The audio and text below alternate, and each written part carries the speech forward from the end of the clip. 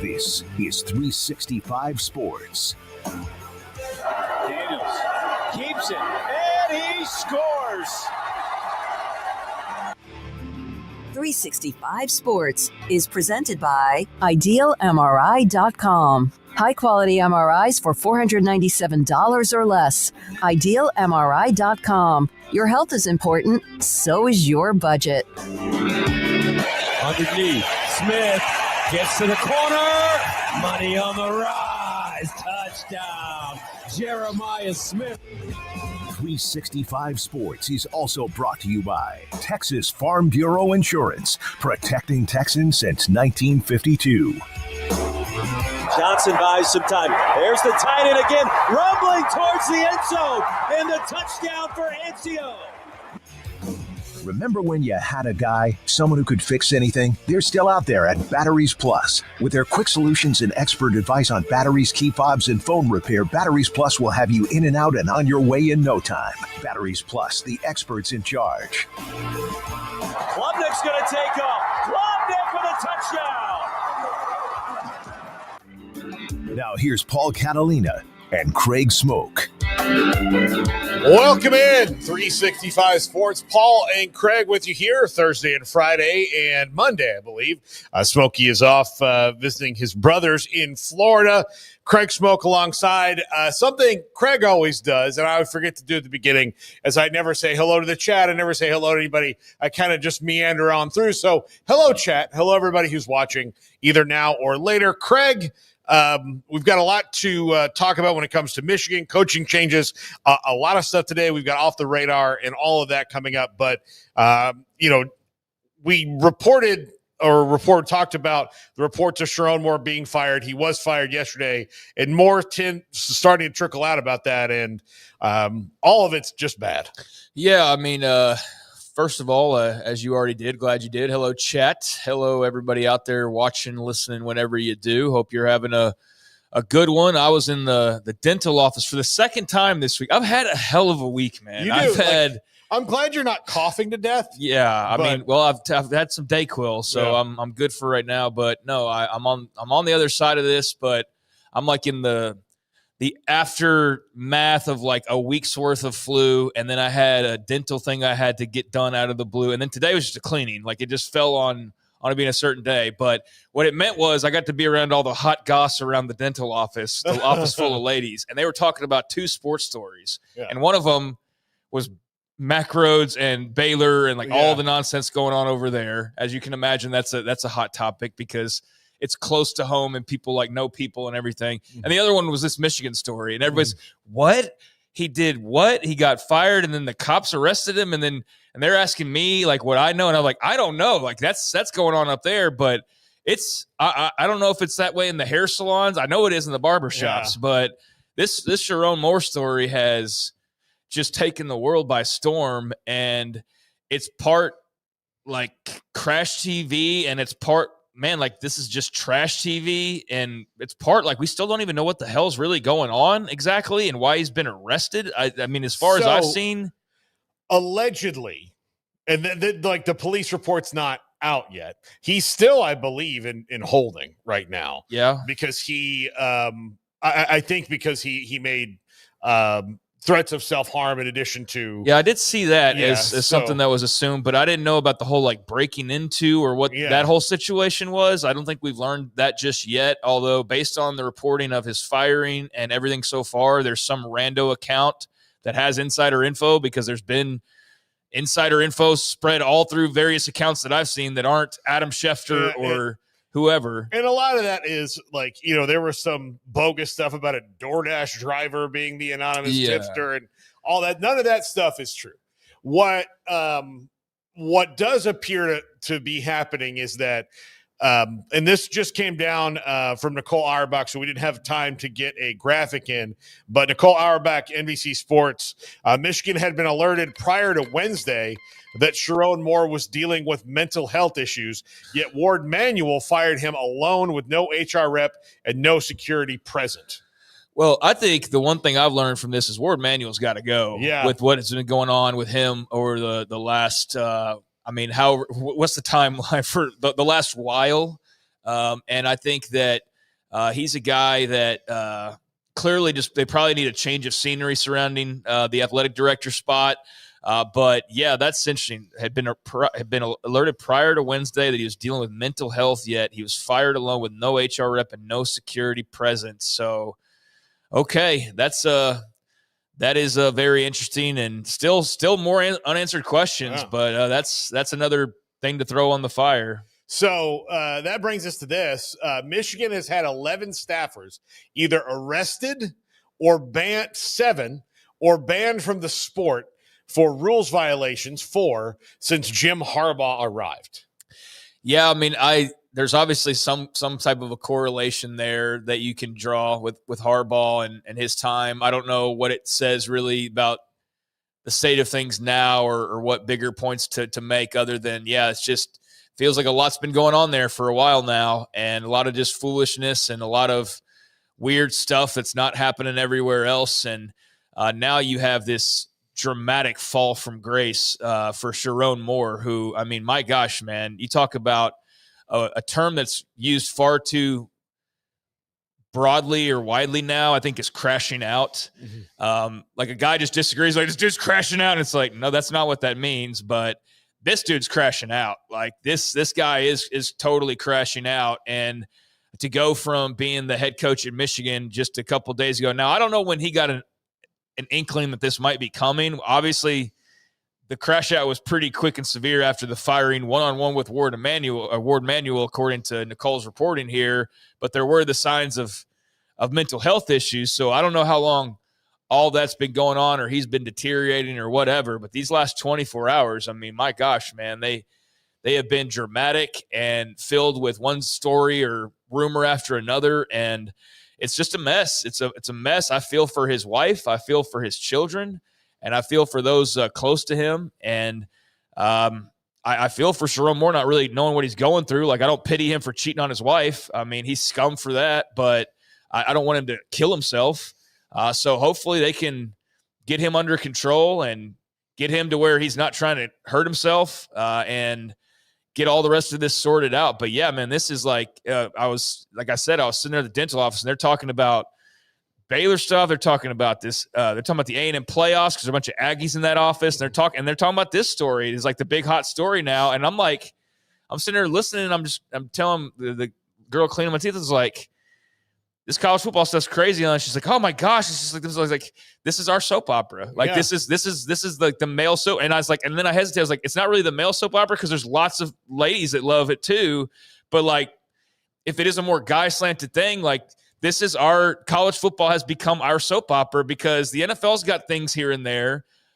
The NBA's got their off season and their Instagram and all that stuff. Pro wrestling is not a sport, but it's always been kind of talked about as like the soap opera for men. Yeah, but see, they're trying to be a soap opera. Like this is all unintentional. Yeah. This is completely unintentional other than the moves made to make some of the drama happen. But like, I mean, yeah, it's just been a wild ass run of the last few weeks for college football, and the carousel and just stuff like that's enough. But then you have Lane's whole saga, and then you have this going on, and it's crazy, man. But here we are, like it's the Real Housewives of Ann Arbor, and we're just popcorn, just funneling into our mouths, wanting the latest news to drop. But yeah, it sucks for Michigan. It sucks for the Moore family more than anything. Yeah. And I'm here to listen and hear more of what's coming out, because there's more to unpack, it looks like. Yeah, and just to give an update on the legal situation, no charges are expected today, but Chiron Moore remains in custody under active investigation. They don't expect charging decisions or an arraignment today, so he remains in custody at the Washtenaw County Jail. Washtenaw. Yeah. Washtenaw County Jail. Thank you, Craig. But yeah, so he's there. The allegations are, in case you have had to sift through a lot of, kind of phony, bogus college football stuff. Kind of like when the Ole Miss girl, that whole thing was going on, and you had like McAfee and all them who, after they got threatened to be sued, all were like, oh, so apologies. Like they finally found somebody they couldn't just run over. And this reminds me of that from the standpoint of there's just stuff running rabid everywhere, and you don't know what to believe on it at this point. Yeah. So the allegations that are out there, not confirmed by the police department yet, though, but by John U. Bacon, who's a Michigan biographer, football guy, of a respected journalist in that area, said that he went to the staffer's house in Pittsfield Township, which is right there. He made threats towards her, towards himself. Yes. Messed with. Okay. Yes. Yeah. The alleged, affair. Which person. Is all very much out there now at this point. So you could, it's all out there. But so went to the staffer's house, made some threats after he'd been fired, obviously because his, and you can see gets fired. No one's there with security. He just goes off on a rampage. An emotional rampage was there. He had a knife. There is a little bit of 911 audio that is leaked out through TMZ. Not surprising. They get all this stuff. Dude, really they fast. are the best though. They are just trash sometimes, no doubt about it, and probably not good for America in some ways. Some of the people stuff though. But dude, when it comes to these types of stories or any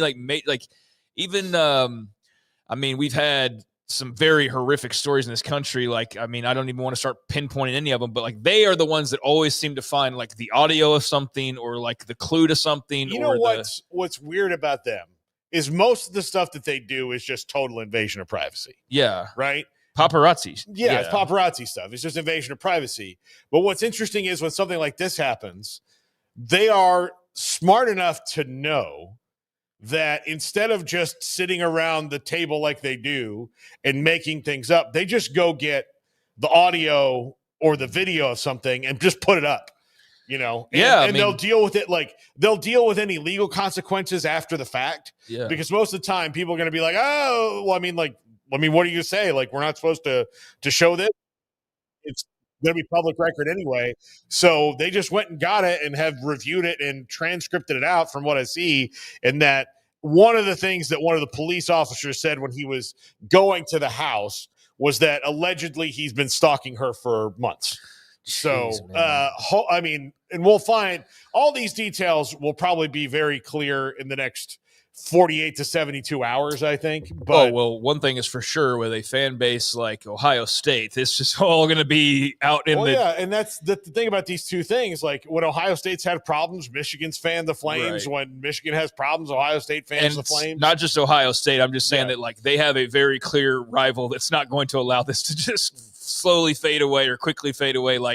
This thing is going to get maximum exposure time, and every rock's going to be looked under, and every story is going to be plugged 1,000 times. And we're going to hear all of the rest of the dirty details. But that's that TMZ reporting. It's unlike any other. I credit them for there's been certain major stories where they've been on top of it like no other, to the point of having graphic stuff after a crime happens, to the point of you're almost how is that even possible to have all the info as much as you have. No, as I quickly think as you their have. methods might be very well. I'm sure they pay very well to yeah. get that stuff, but it has been a place in various things that have happened over the course of years where I go to TMZ and like there's where all the information is. You can get the 911 call, you can get the photos, you can get the whatever. So yeah, they're on top of this one, and I'm sure this will be feeding them for a while. And it's just all very messy, and it's all very, very reality crash TV for Chiron Moore in this case, and just a total downward spiral that clearly is not just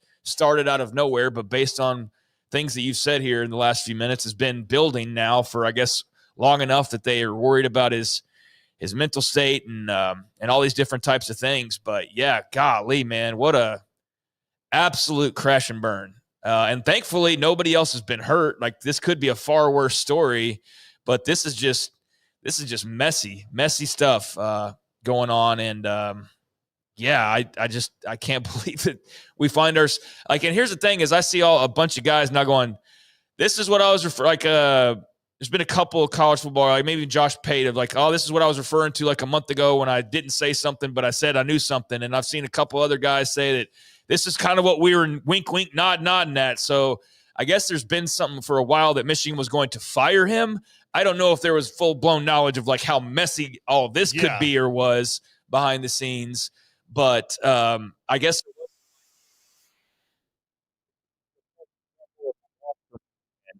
but now he's just like, I mean, his career's over. And I mean, that's the least of the worries, obviously, right now. But it's just crazy to see how this is all unfolded in the last day, where we've gone from, oh, hey, Chiron Moore's getting fired kind of out of the blue, but maybe not entirely out of the blue, because there was some iota that he could be fired at some point, but it was going on long enough that people who figured it was going to happen were starting to wonder, is it going to happen? And then it did. And then now it's just been police story after police story, basically. So, my gosh, what a mess. According to, thank you to my friend Nelson, who just sent this to me, the University of Michigan, this is Scott Hughes, who's a college basketball writer, but he says, per release, the University of Michigan has fired athletic director Ward Manuel. Had to. Look, this is not his, like, this, if this was it, this is fireable. But considering that this is the latest in the string of a bunch of incidents that, and look, this is the worst. Cheating at football, well, not even the worst, because you also had a coach that was cyber stalking. Cyber stalking. Whatever was going on online. So you've had a football coaching staff that is just run amok. And so, yeah, they had to. It's probably too late. So, Brandon, we don't thank you for getting that, but we don't need to play it. But yeah, the dispatch audio is available if people want to hear it on TMZ. Yeah, okay, TMZ. I'll probably listen to that later. So, good thinking though. Good work on that. Good thinking. Yeah, it's but yeah, there's been a lot of weird incidents around Ann Arbor, and they just need to turn the page. So this seems like a great time to go ahead and just say, Ward Manuel, you're out of here too. Like, enough. We've been through enough during your tenure, and we've had enough going on in these last couple of years that we're going to have a new football coach, and now we need to go get a new athletic director as well. So I'm sure you would probably go get the AD first, and I'm sure Michigan's got that hot list in their back pocket, the biggest donors who start to make those dominoes fall, that they know who to call and have probably already been calling them. Because, like, again, there's a lot of people saying, remember that wink from last month? That was the wink that Chiron Moore was going to be on the hot seat here pretty soon. So if all these people are to be believed, then Michigan's been preparing for moves. And if they have, and I am sure they've been preparing to move on from Ward Manuel for any moment's notice, like for a while now as well. So I don't think it'll take them long to know which way to pivot. But yeah, they need a new athletic director. They need a cleaning of the slate. And they obviously will then hire a football coach as well. But Chiron Moore needs to get his life under control before we talk about him in any football context ever again, if at all. But this is one for the record books, that's for sure. Which is saying a lot in college football, because there's been a lot of nutty type of incidents. But this is one for the books. This is up there with the Bobby Petrino. This is up there with that kind of stuff that we're going to be looking back on. So remember that time that Chiron Moore just went nuts and got fired, and it's just, It's like I said, I was at the dental office. It's all ladies that work there. It's a lot of gossip. And this was one that they were just all like, what happened? And I was like, I don't have all the information, but they were enthralled by what little information was already out there. Yes. And that's the only person I've seen with this information on Ward Manuel yet, but he is a credentialed college basketball. He's got stuff. He works for 24/7. So when I see somebody else do it, I'll make sure I confirm it. But there are reports that he's been fired. He also said per release. So he's read a release apparently, but I'm still waiting for someone else to tweet that and say that he has been fired. In fact, Schefter is a Michigan guy. He'll have it, or Portnoy or somebody will have that in a few moments if it's true. And even if it's not right now, it needs to be sooner rather than later. Like, especially if you have the Nicole Auerbach tidbit about him firing, if they are aware that this guy's potentially suicidal and you bring him in alone and fire him and don't have anybody monitoring him, that's a fireable offense. A few months ago when you knew he was, like, exactly. you know, the whole I've learned this over the years of doing this job, Craig. There's this lot of like football and work can fix things, like just let him like dive into his work. No. Dive into fixing what the problem is. Right. Like like do that. Like don't like all like there's another football season, there's another this, there's another that, if you get the other things taken care of. Like you've got to think about like what's best overall. And so Chiron Moore has done a disservice to his family. Michigan did a disservice to him by not really addressing this issue, if that was indeed going on. I think, and I know it's not a thing that we're good at in America about addressing these things. It's better than it was, but there's still a lot of, especially in the sports world, of like, oh, well, you know, he'll go see a counselor once a month and he'll be fine. But like really getting into the nitty gritty of the issue. I mean, that could all be sorted out. I don't know. I mean, it also sounds like a guy who's going nuts because he just finally had his world crumble around his narcissistic view of it. And so this little bubble he had wrapped himself in, where he gets to cheat on his wife and be the head coach at Michigan and do all this nonsense. It finally caved in on him, and people like him don't think it ever will, even though it always does. And then they flip out because then reality sets in. So reality is set in for Chiron Moore. And maybe there is a mental health side of this to it as well, that we don't know him in that way. But regardless, he effed up majorly, and it's up to him to unravel all that if he's even able to do so. I feel for his family, who has nothing to do with anything, that gets affected by this. And now his kids who grew up and they Google daddy's name ever again, and it's going to pop up and it's going to be him running to this woman's house and 911 calls and embarrassing firings and all of that. So sucks for those who had nothing to do with anything. And the least of anybody's concern should be his career. At this point, it should be just getting him, I guess, taken care of, and then take care of the rest of it. But what a bad look in some ways for Ward Manuel, if the reporting is to all be believed on how they've kind of handled this. And sounds like Michigan will be making some pretty big hires here moving forward. Certainly one big hire at football coach, but there's still more to play out, I guess, as far as Chiron Moore is concerned. And it's dramatic, and it's ugly, and it's car crash TV in a lot of ways. Yeah, and there's a lot to this. Who's the new coach going to be? Are they going to keep Bryce Underwood? Apparently, he doesn't have a buyout in his contract with Michigan, according to Pete Nakos. You know, like there's a lot of those things to get to, and we will get to them. We have Sam Khan in a few minutes, but we have other topics to get to today, and we have time to get to them. Just maybe sticking in the Big 12 for a few minutes here before we get here's something on Chiron Moore. So this was this is from earlier. We should at least mention this, that he's going to be in court tomorrow. That was a tab I had from earlier. So he'll be arraigned tomorrow in Michigan, Pittsfield Charter Township. A public safety announced Thursday, and still hadn't decided to file criminal charges. Still have yet to release details. You mentioned that.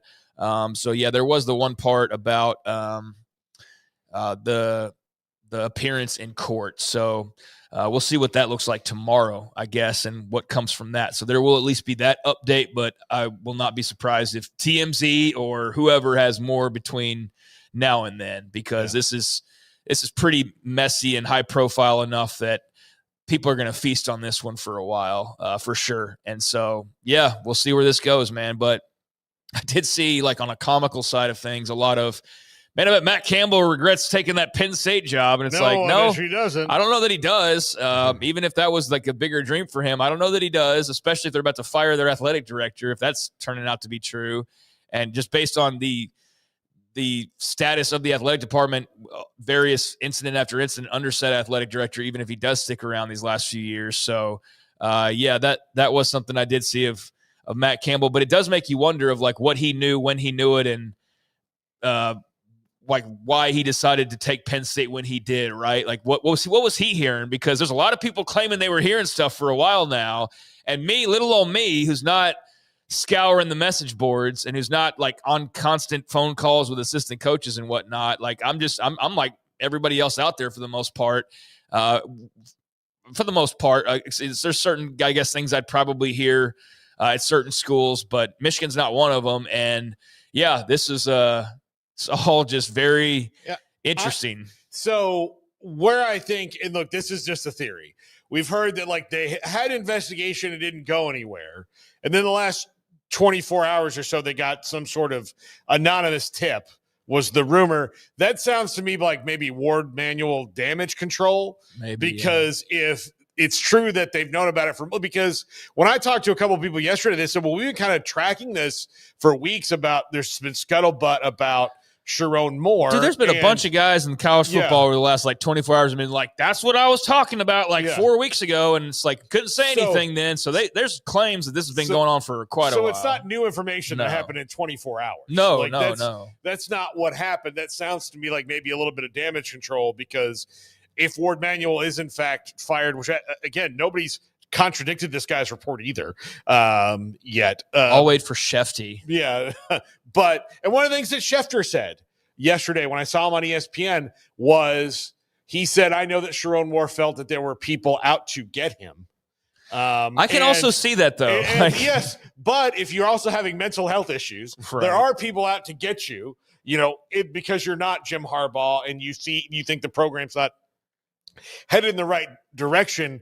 And then you're also having this terrible personal, relationship, like drama. Like that is like a guy that was hiding a lot and was very paranoid because that means there's a hurricane coming. Yeah. I mean, it sounds like he could feel the storm coming. He just maybe didn't know how to process it. But yeah, it's an interesting story, man. It's a very interesting story. And when he was first hired to replace Harbaugh, I was not like the biggest.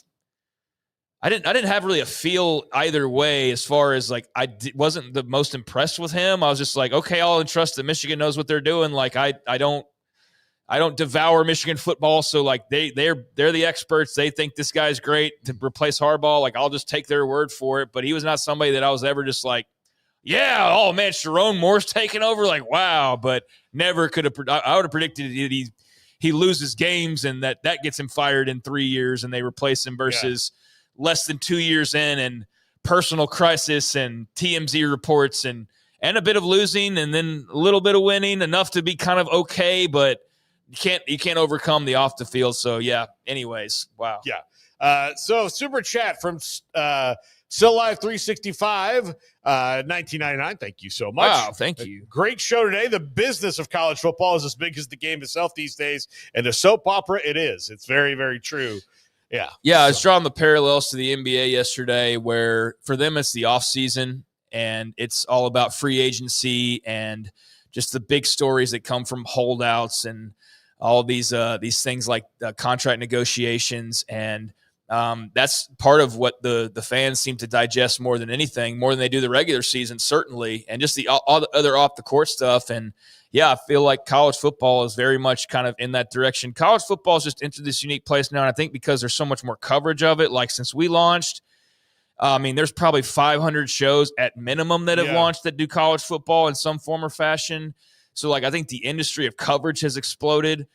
But the microscope went from, you were basically like on a 6-month period in the fall and then like a little bit in first week of February and then a little bit in March and April. and then like a couple gaps surrounding that to where it's just like it's all around now, and it's managed to find a way to continuously feed the cycle because you've got the transfer portal, you've got the coaching care, you got these things that have almost become like standalone bits that you can count on now, right? That are these big things, and then you have these types of things that just out of nowhere, seemingly out of nowhere, pop up, and it's as interesting to cover, off the field at this point as it is the on the field. And I think the good thing for college football, but they're kind of towing the line, is unlike the NBA regular season where, I mean, I understand the appeal for those who enjoy it, but I can't get into it until it matters. And college football still feels like it matters all the time to me. Like the regular season isn't sudden death all the time like it used to be.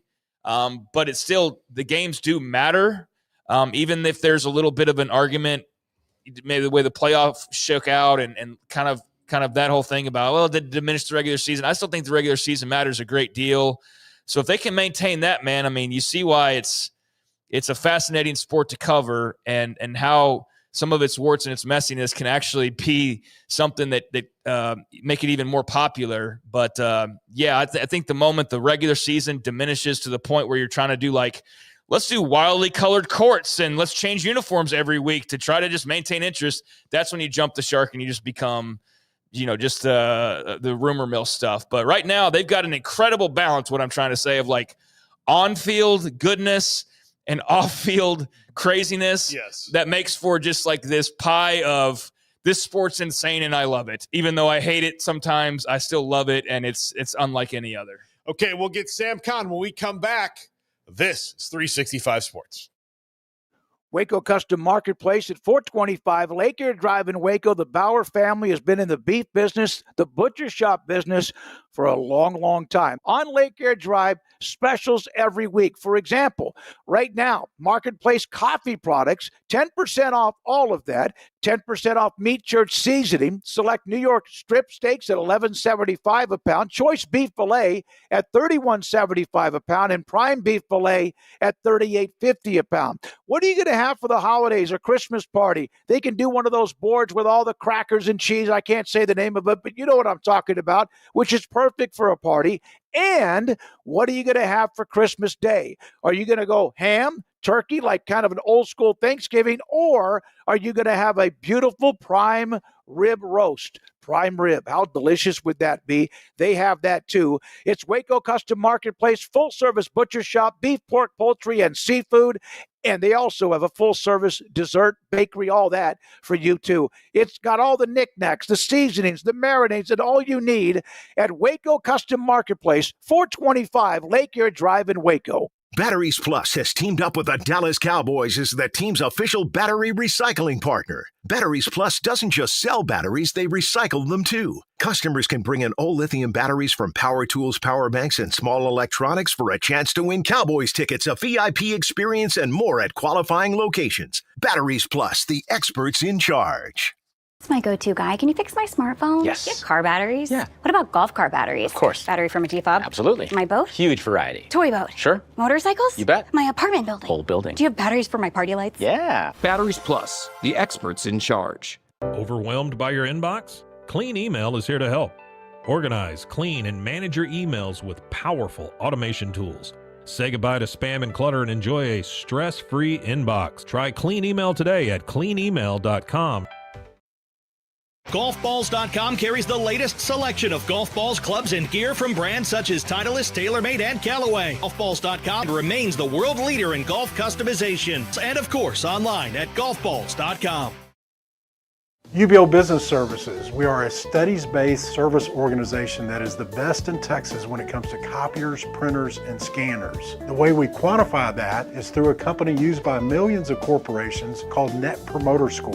What Net Promoter Score looks at are your Google reviews. We have a better Net Promoter Score than H-E-B with a 65 and Ritz-Carlton Hotels with a 70. According to Net Promoter Score, if you're a 70 or above, you're considered world-class in customer service. UBO Business Services is an 86 when it comes to Net Promoter Score. You can find us at ubeo.com, ubeo.com.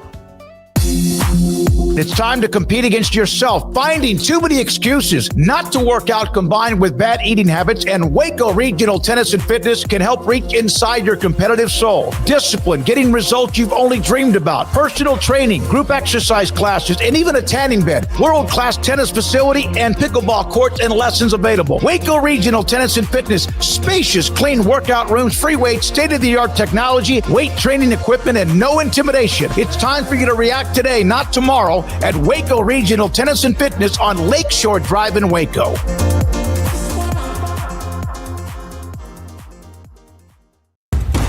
Did you know that 1 out of every 4 men have symptomatic low levels of testosterone and don't even know it? And if you think you're too young to worry about it, guess again. Low T levels can make you feel tired and grumpy, raise your cholesterol, and cause weight gain. Petty Clinic Low T can set up same-day blood screening and results. So if you're tired of being tired, call or go online at pettycliniclowt.com. It's a private clinic with an atmosphere catering to men. Affordable, only $165 a month, including lab work, office consultation, testosterone injections, and follow-up visits, compared to $300 or more a month in Dallas or Austin. And you don't have to drive 90 miles one way or the other and fight the traffic. Petty Clinic Low T has board-certified physician consultations and will provide the best form of brand-strength testosterone. Contact Petty Clinic Low T for increased energy, improvement in sexual desire and performance, mood, concentration, even a decrease in body and belly fat. Just off Highway 84 and Old Hewitt Drive in Woodway, pettycliniclowt.com.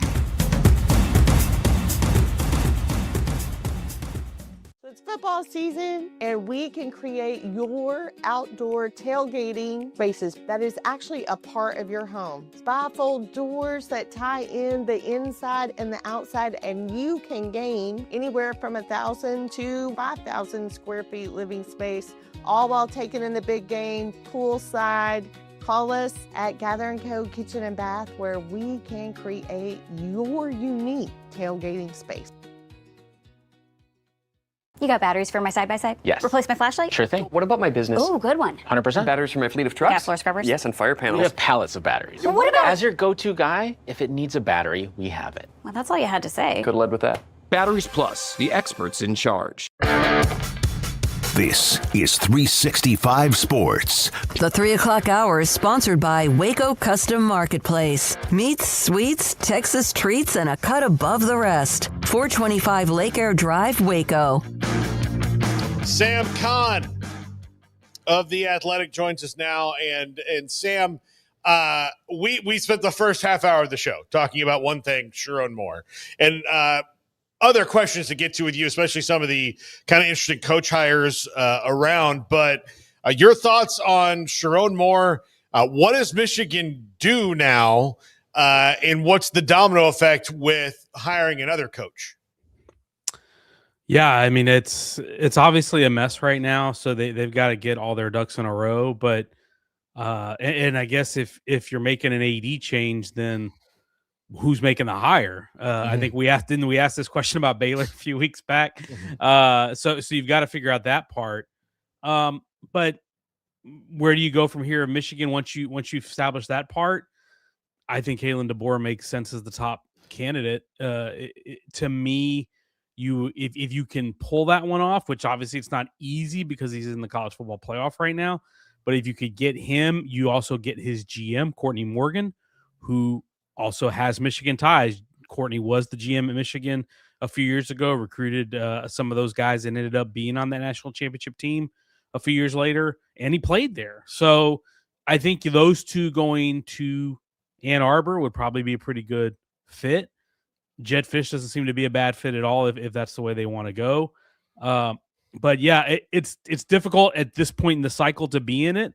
If this had happened a week earlier and Matt Campbell was still in the mix, like that's one that seemed to be a natural fit. You hear a lot of people say that was one of the few jobs that Campbell was possibly would have left for, would have been Michigan. So, but obviously the time, you can't do anything about the timing at this juncture. So they've got to do what they can. So it's a little bit challenging to be in the mix at this cycle, but it isn't like there are unattainable options there. I think Michigan is a good enough job that they will be able to get somebody good. So I had like this this document that I was putting together that was just keeping track of all the coaching hirings and firings and the domino effect and all of that. And I was like close to 30 schools on there, Sam, when you count all of the collateral damage. And it's like, how can this possibly get any crazier? Well, the Michigan job now opens up. And you mean to tell me now the Alabama job could freaking open up too? Like, this is it's just insane. It really is insane what this carousel has been. And I don't think it can be this way every year because you just can't recycle coaches like that. But man, this is just, it's not even a question. It's just more of a statement of this is just insane what we're watching happen in these last couple months. Yeah, the just the Power Four conference jobs alone: Florida, LSU, Auburn, Penn State, Virginia Tech, now Michigan, Ole Miss, Arkansas, Kansas State, Cal, UCLA, Iowa State or I guess was open. Jimmy Rogers took that job. Kentucky, Michigan State. I mean, it is a long list, and there's a lot of good programs on that list. And so that has made. I talked to an agent, I was to say about 2 months ago, late October-ish, and we're talking about, hey, what do you think the cycle is going to be like? And he said, I think the highest number of coaching changes we've had in a one cycle in the last 20 something odd years was like 35 or 32 or 35, something like that. He goes, I think we're going to blow past that.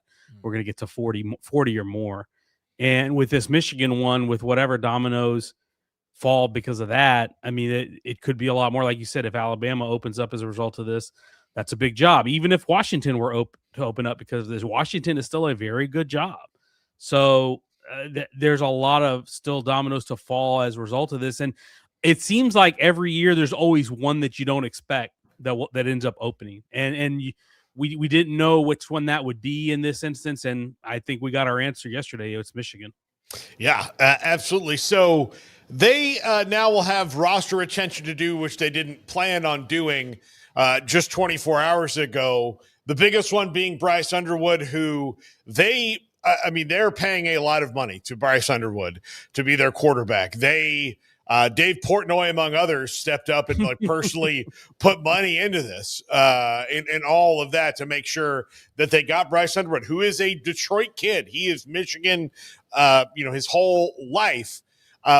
Do you think that he is in jeopardy of transferring, or because he has such a good deal, it may not completely matter who the head coach is?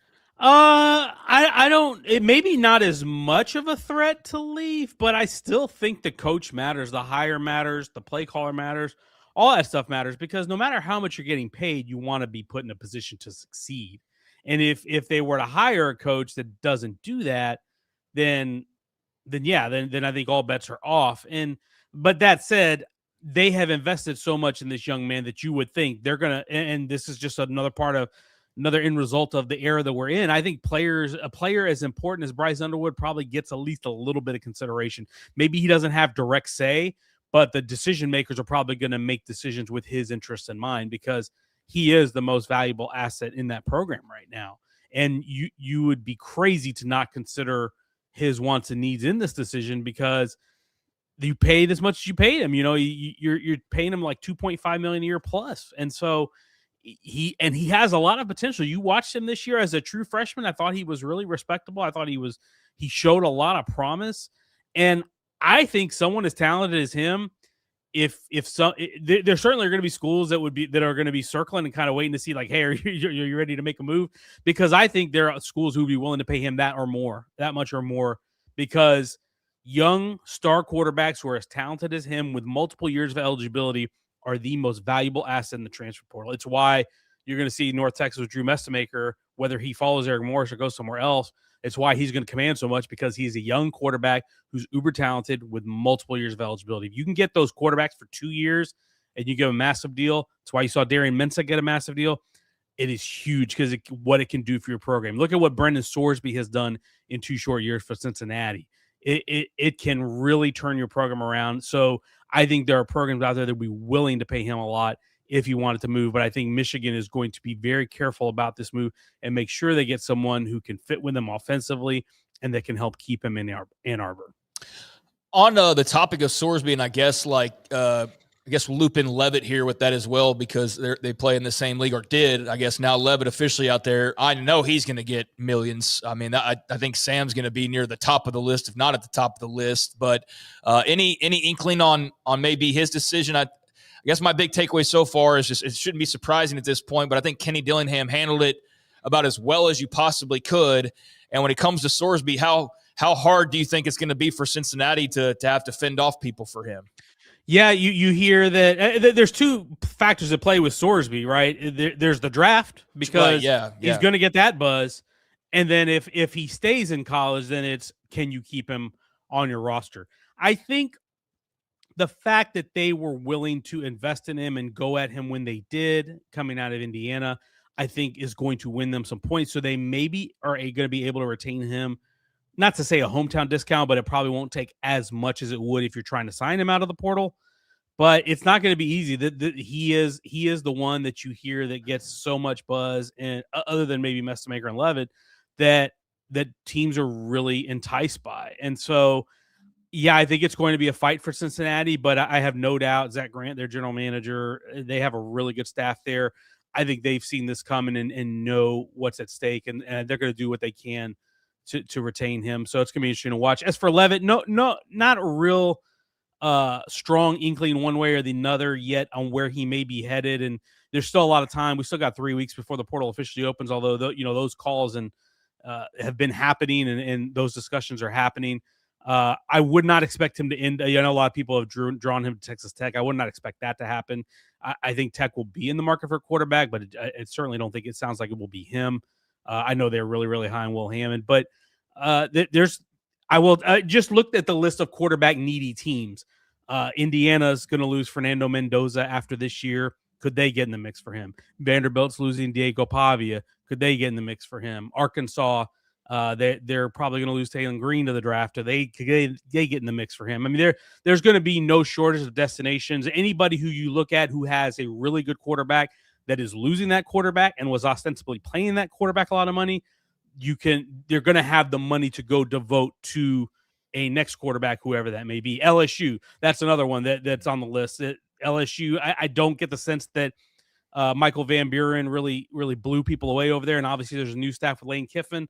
So it'd be interesting to see if Lane Kiffin and Billy Glasscock, the GM, and all those guys, if they get in there, they'll throw their hat in the ring for Sam Levitt. But we know Lane Kiffin has a really extensive history of portaling talented quarterbacks. So it wouldn't shock me in the least if LSU got in the mix for Levitt as well.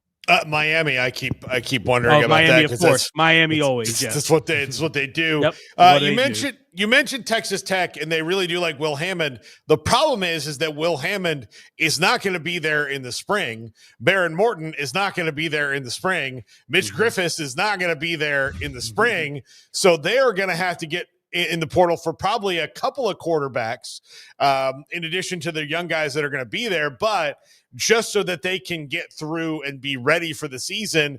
And I would not be surprised to see Will Hammond not start until October or so because of when he hurt his knee and when he could possibly be back. Now we'll see what happens there, but Tech is going to have to go get a quarterback.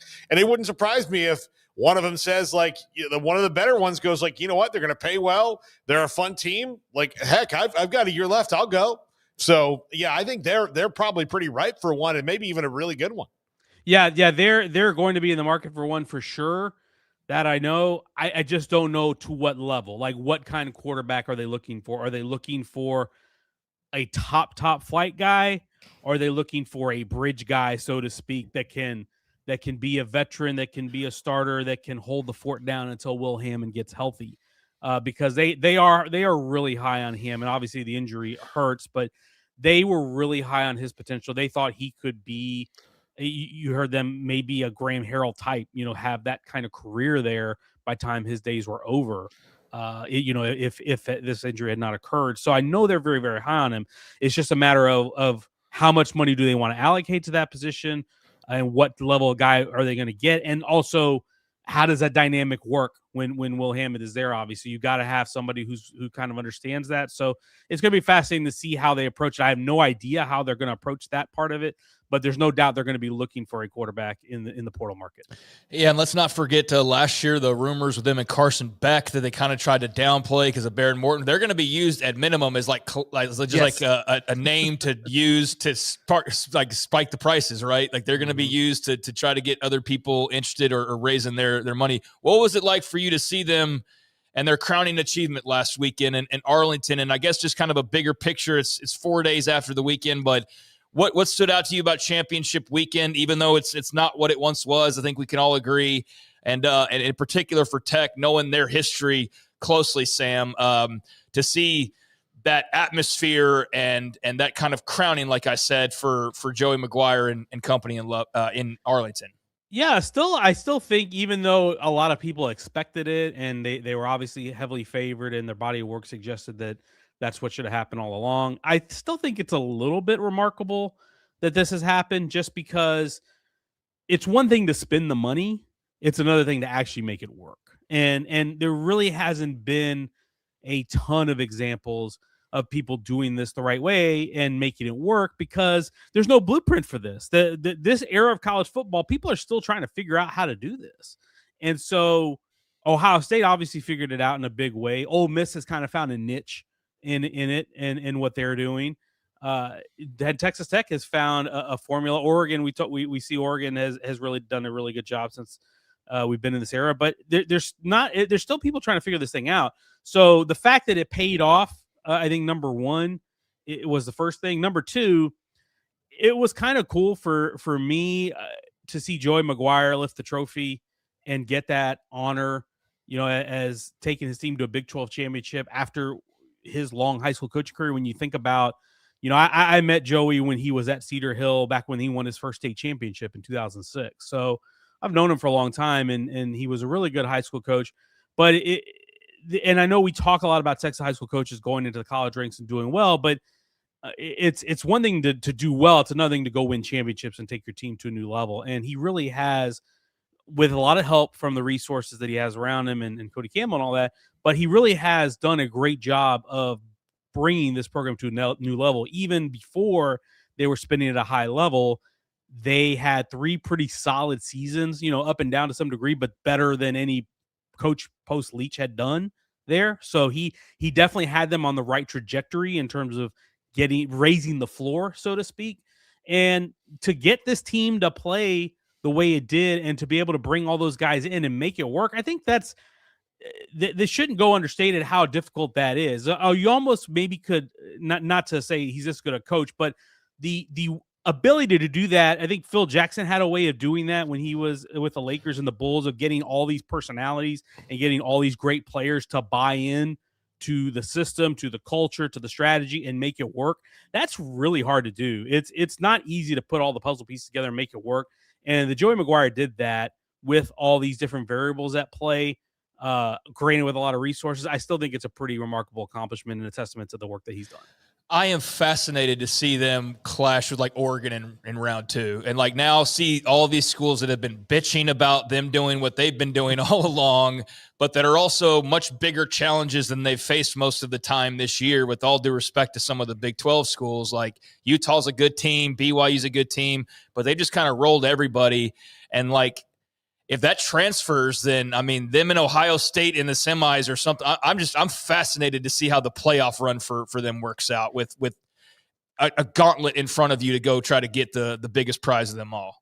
Yeah, the Oregon matchup to me is perfect for them, in that Oregon is kind of what Texas Tech is now, feels like what Oregon was 15 years ago. Obviously in a different way because we weren't paying players back then, but in terms of, we're going to invest all this in our program. They had the Nike, they had the building, they had the uniforms, they had the cutting edge offense, they had all this stuff. Oregon was the new kid on the block that was disrupting things and doing it a different way from everybody else 15 years ago. And it turned them into a program that contends for championships. They haven't won one yet, but they've been to it, and they've been to the playoff multiple times and have really established themselves as one of the premier programs in the country. Texas Tech in kind of a similar way, and obviously doing it in a different manner because of the times we're in, they are the new kid on the block. And so, and Oregon is a team that when you talk about spending for your roster, Oregon is is at that elite level. They are spending as much or more than Texas Tech. And so this is going to be a fascinating matchup in that way, to see how does Dante Moore and that Oregon front handle this Texas Tech defensive line. Does the dominance that Texas Tech's defensive line showed in the Big 12, does that translate when you get to these bigger opponents? What happens if you get Texas Tech and Indiana in the semifinals? Like, what does that matchup look like? This is the part of the playoff that becomes so much fun for me, is the matchups you get to see and the ball we get to see. It's going to be really fun no matter how it plays out, no matter how much people complain about the bracket and who's in it. It's going to be a lot of fun to watch some of these matchups come together. Yep. Sam Kahn of The Athletic with us every week. Sam, one quick thing on some coaching changes. Jay Bateman going from A&M to Kentucky. There'd kind of been a shift in his responsibilities over the last, not really like full season, but like half of last year, kind of into this year, where they kind of shifted things with him. Lyle Hemphill now takes over as DC. Do you think that changes anything for A&M defensively going forward, or is it still Mike Elko calling those signals? Yeah, Elko's been calling it all year, so that part doesn't change. It probably changes the day-to-day game plan and structure and how you're doing that, because Bateman was very much involved in that and the structure and how they did things. And so, but Lyle Hemphill had a key role in that as well. So I think it's just a matter of using the resources at your disposal and moving guys around and giving them the right spots. I think it happens early enough. You'd like it to happen a little sooner than this, but you still have a little bit more than a week before the game. So it's enough time to adjust. And I think Elko's a smart enough guy to be able to handle that. But I will say this, overall, it's a challenge that it's not ideal to have both coordinators in the situation that you have them right now. Colin Klein trying to split time between being Kansas State's head coach and being Texas A&M's offensive coordinator. And now you're having a defensive staff change. You got to reshuffle a little bit. I feel it's a little bit less disruptive on the defensive side just because Elko's been calling it this year, but definitely a little bit of a challenge that if you didn't have it, you certainly would rather not have it.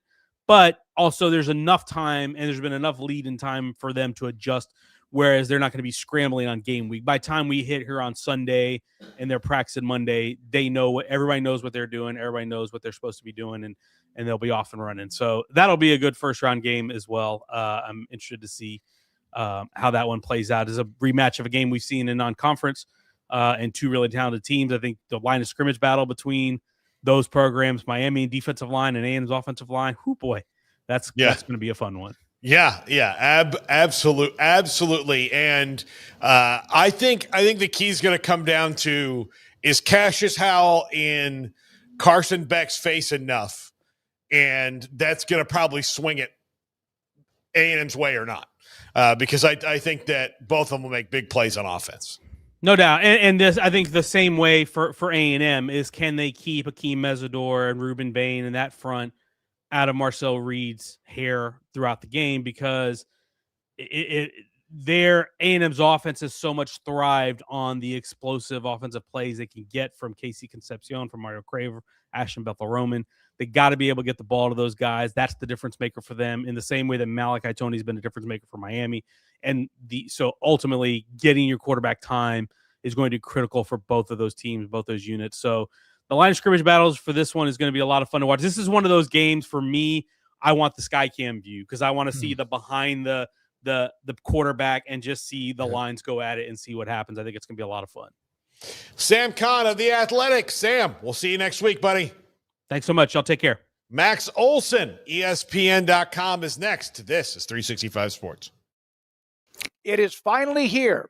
Don Chumidor and Coffee Beans in the Talbot Shopping Center between Richland Drive and Valley Mills in Waco. They have their website for you to go and get products, cigars. Inside their store, 48-foot walk-in humidor, fresh ground coffee beans, or you go grind them yourself when you get home. And yes, even pipes and accessories, torch lighters, humidors for your cigars, and much more. And it's now available online. DonChumidorWaco.com. Joshua and Cheyenne run the store. Joshua, the owner, set it up. The website is here for you to go online at DonChumidorWaco.com and order what you want. Maybe just 2 or 3 cigars or a box of cigars. Order online, take care of it, and use the code word SMOKEY, and spelled this way, SMOKEY, and get 25% off the entire cart at that particular order or for that particular order and all the others too. It's DonHumidorWaco.com, the best in cigars in their walk-in humidor and also online. Use the code word SMOKY and receive full 25% off the entire cart at Don Humidor and Coffee Beans in the Townwest Shopping Center between Richland Drive and Valley Mills in Waco. I'm Camille Johnson with Camille Johnson Realtors. We specialize in selling residential real estate agent all across our community, and we love serving all types of families. We have been in business at Camille Johnson Realtors for almost 9 years, and I have been a residential real estate agent for almost 40 years. And we love our partnership with 365. So thank you for partnering with me, and thank you so much to all of my clients who have made our company a success. No car payments for 90 days when you bring your auto loan home to Genco. Get 4.79% for 48 months and make no payments until 2026. Plus, get entered to win 3 months of no car payments. Bring your auto loan home to Genco. Lower your interest rate, save money, and no payments until 2026. For details, go to GencoFCU.org. My money, my future, my credit union. Genco.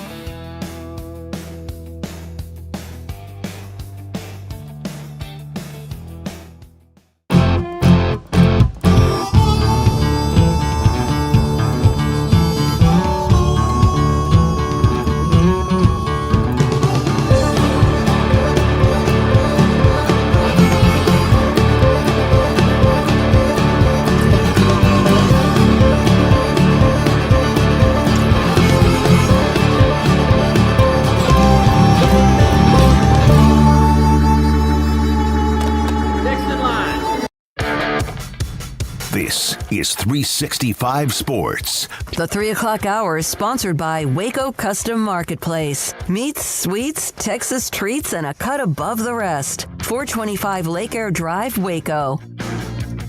Welcome back, 365 Sports. Paul and Craig here with you today. Max Olsen, ESPN.com, joins us now. And Max, we've talked about it for the majority of the show, but your opinion on the train wreck at Michigan right now, and the very, very sad story of Chiron Moore, and now how Ward Manuel on his way out the door as well, and where Michigan goes from here.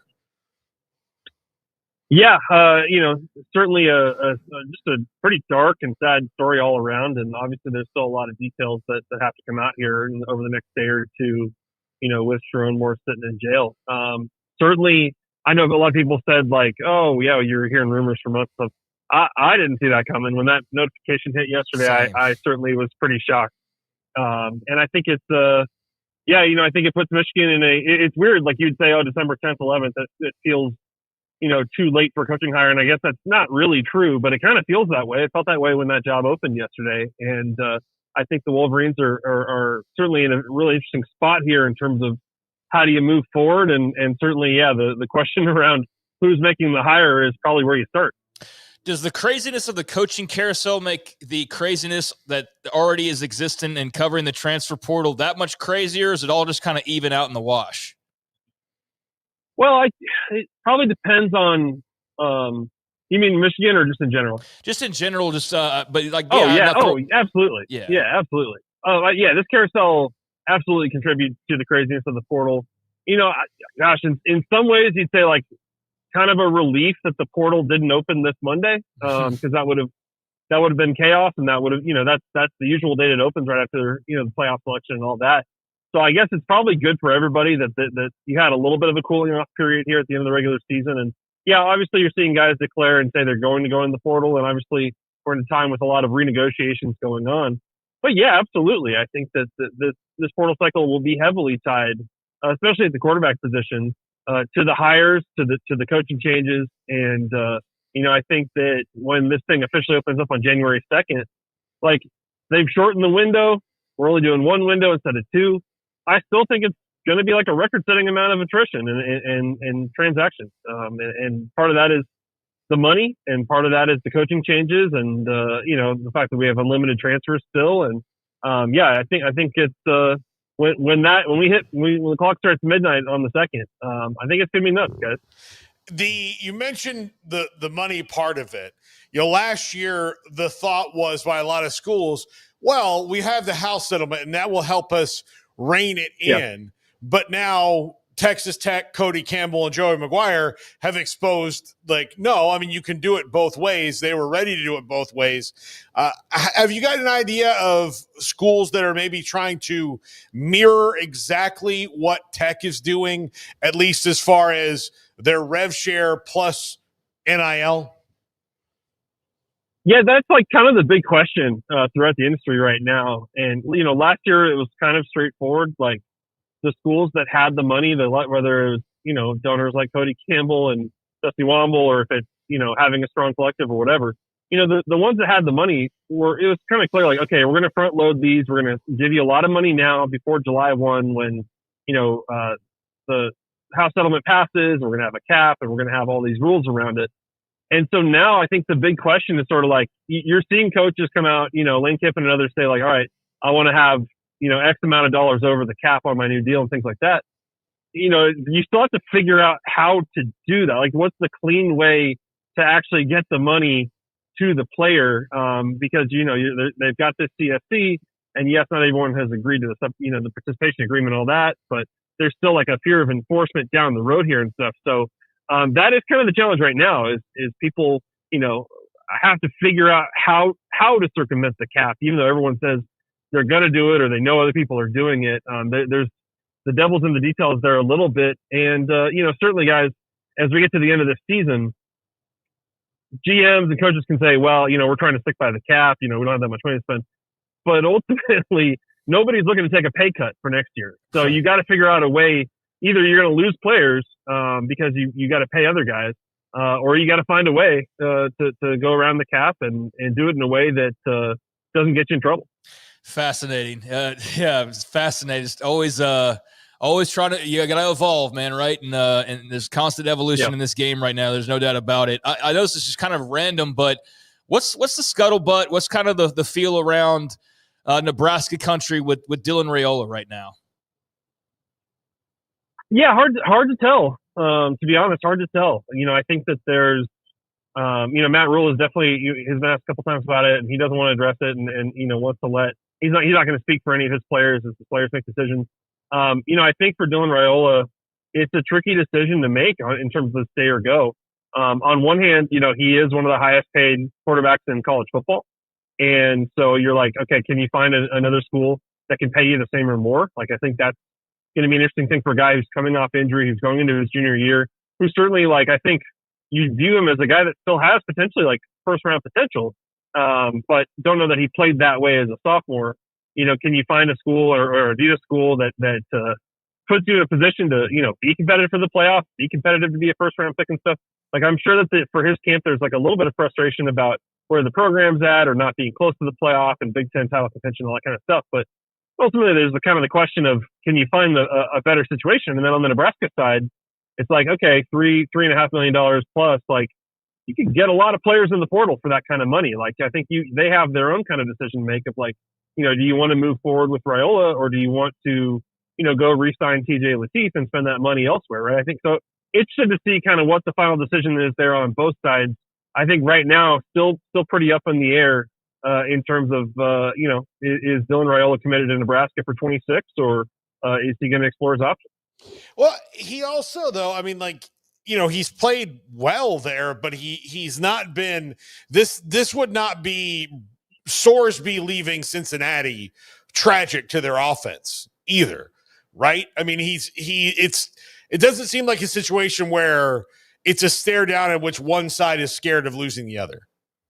Well, there's an interesting kind of dynamic to that too, where it's like, I think the national perspective would be like, wow, that's a really bad loss for Nebraska if Dylan Raiola leaves after Matt Rule, just turned down Penn State or whatever, and like, just re-sign and all this stuff. They just lost Emmett Johnson at the draft.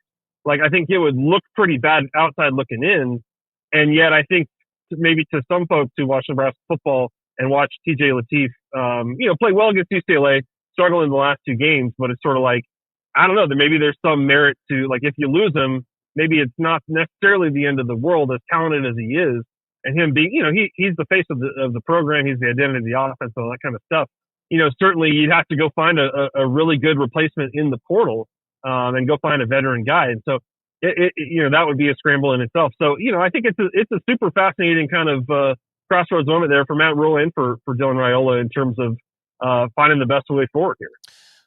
What did you think of the, hiring of Matt Campbell and the fit and just his introduction, where clearly like he's a guy who waited a long time to make a move, Max, and now this Michigan job opens up and a lot of people are joking about, well, he should have waited a little longer, but he did so much for Iowa State, but you can't blame him for wanting to go accept the new challenge. And when you hear him talk about this job, it makes a lot of sense, all of the ties there. But what do you think of the fit, the hire, and the future there with Campbell and the Nittany Lions? And also Iowa State, having to pivot from the greatest run they've been on ever as well. Yeah, certainly end of an era there at Iowa State, and certainly, to win 72 games in 10 years, to have 8 winning seasons in 10 years at Iowa State. When you guys remember, kind of where that program was before Matt Campbell arrived, like just an unbelievable run there for the Cyclones and for Matt Campbell and his staff. And, a guy that, this was his goal all along, but I mean, you got to say, like, man, one of the best cultures in the country, and, just the consistency and the continuity of their staff and all that stuff, like just an incredible run at Iowa State. And, to be quite honest, like I think really over the last 3, 4, 5 years, just to me, I view him as one of the best coaches in the country. And you kind of just always wondered, like, man, why don't other people see that? Like, why isn't, one of these really big, kind of playoff level jobs surveying the landscape here and saying Matt Campbell's our number one choice? Like, we got to make him the priority. Why it's taken this long for that to happen, I don't totally understand. But, happy for him and his staff to get this opportunity to take what they've done at Iowa State and go to a place that has big time resources. And I think that was kind of the concern over time at Iowa State. It's just like, can you sustain this with a much smaller budget than even some schools in the Big 12. And so excited for that opportunity for them. I think obviously it's a build. I think that we will see Iowa State players follow them and Iowa State recruits follow them to Penn State. And so it's a big reset, I think, for Iowa State and for Jimmy Rogers. And interested to see the staff he puts together there. It's a new era for Iowa State, and I think a pretty major reset there to get back to being competitive in the conference. How much of a reset do you think it is with Colin Klein in Manhattan? Well, you're seeing the news today that Colin Klein is really not keeping a large portion of the assistant coaches from Chris Kleinman's staff. So I think that's kind of, you wondered how that would play out, because obviously Colin Klein's been on this staff before. He knows these guys. You see Joe Kleinerman go to Baylor today, and a lot of guys not get kept there. Not surprised by Matt Wells, obviously, but I think that I'm interested to see how Colin Klein attacks this, because obviously, he has people he's going to want to hire. I'm sure he'll have people from the A&M staff he'll want to bring with him, but they're still in the playoff. I curious to see how he attacks this in terms of wanting to make this his own, and I respect him. When you get a head job, you got to do that. You can't just maybe agree to, hey, well, yeah, I'll just keep these guys around and we'll figure it out. But I think certainly the conversation starts with Avery Johnson. What do you do there? I think K-State's not that far off. I think Cullen Klein's a guy that's going to be able to hold that roster together, I think. He hasn't been gone that long, and I think players are going to have a lot of respect for him and what he's done there. Exciting to see him get the opportunity. Obviously, you can tell Chris Kleiman was burnt out and ready for something new here. And so I think a home run for Gene Taylor there, but probably one that's going to take a little bit of patience. Will we see a 16-team playoff now because of all the controversy? Is that down the road? What was your reaction to all that, Max? Yeah, like were you sitting there more focused on like, hey, cool, we get Alabama OU Part 2, or we get Tech Oregon, or were you thinking like, oh man, Notre Dame got screwed? Like, how did you digest all that? Yeah, I mean, I was not shocked. I was not shocked that like ultimately Miami ends up ahead of Notre Dame. Obviously, as we've all said, like the process to getting there, raises a lot of questions. And I think like just sort of like the public distrust in the committee setup seems to kind of be in an all-time high for how long we've been doing this now. Like I'm kind of more of the like belief of like, man, I'd almost rather see them rethink the overall schedule of the sport and start the season earlier and maybe get rid of conference championship games and have room for kind of those playing games in the final week instead. Like I'd kind of like to see some of those changes be made. I think this was a year where you could say like, man, it probably had 16 good teams that probably deserve to be here. I don't know that I'd say 24. I still think that's quite a leap that I'm certainly not ready to make. But this is probably a year where you had 16. I think there's gonna be other years where you don't have 16, and maybe you don't even feel like you have 12. And so, I think for Texas and Vandy and Notre Dame, these schools on the outside looking in, it's super frustrating. But I think this is just kind of what's going to come with 12. If it goes to 16, like I won't be shocked. Obviously, it's been a very long, drawn out process to get that negotiated, and they're extending it again. So we'll see how that goes. But so far, I'm happy with 12, and I don't know that it's like I don't know that I'd say 12 has like failed us this year. I don't think it has either. I was just surprised you didn't come on here defending that Duke as the champion of the mighty ACC, 5 losses or no, should be not only in the playoff but with a first round bye. Well, don't you guys think that they kind of like compromised there and be like, all right, Miami at least like gets an ACC school in, so it's kind of like the lesser of the evils we're sorting through here. Like, and ultimately, like I don't know. I think it's kind of like if both of the G5 teams get blown out in this playoff, people will obviously be annoyed by that and stuff.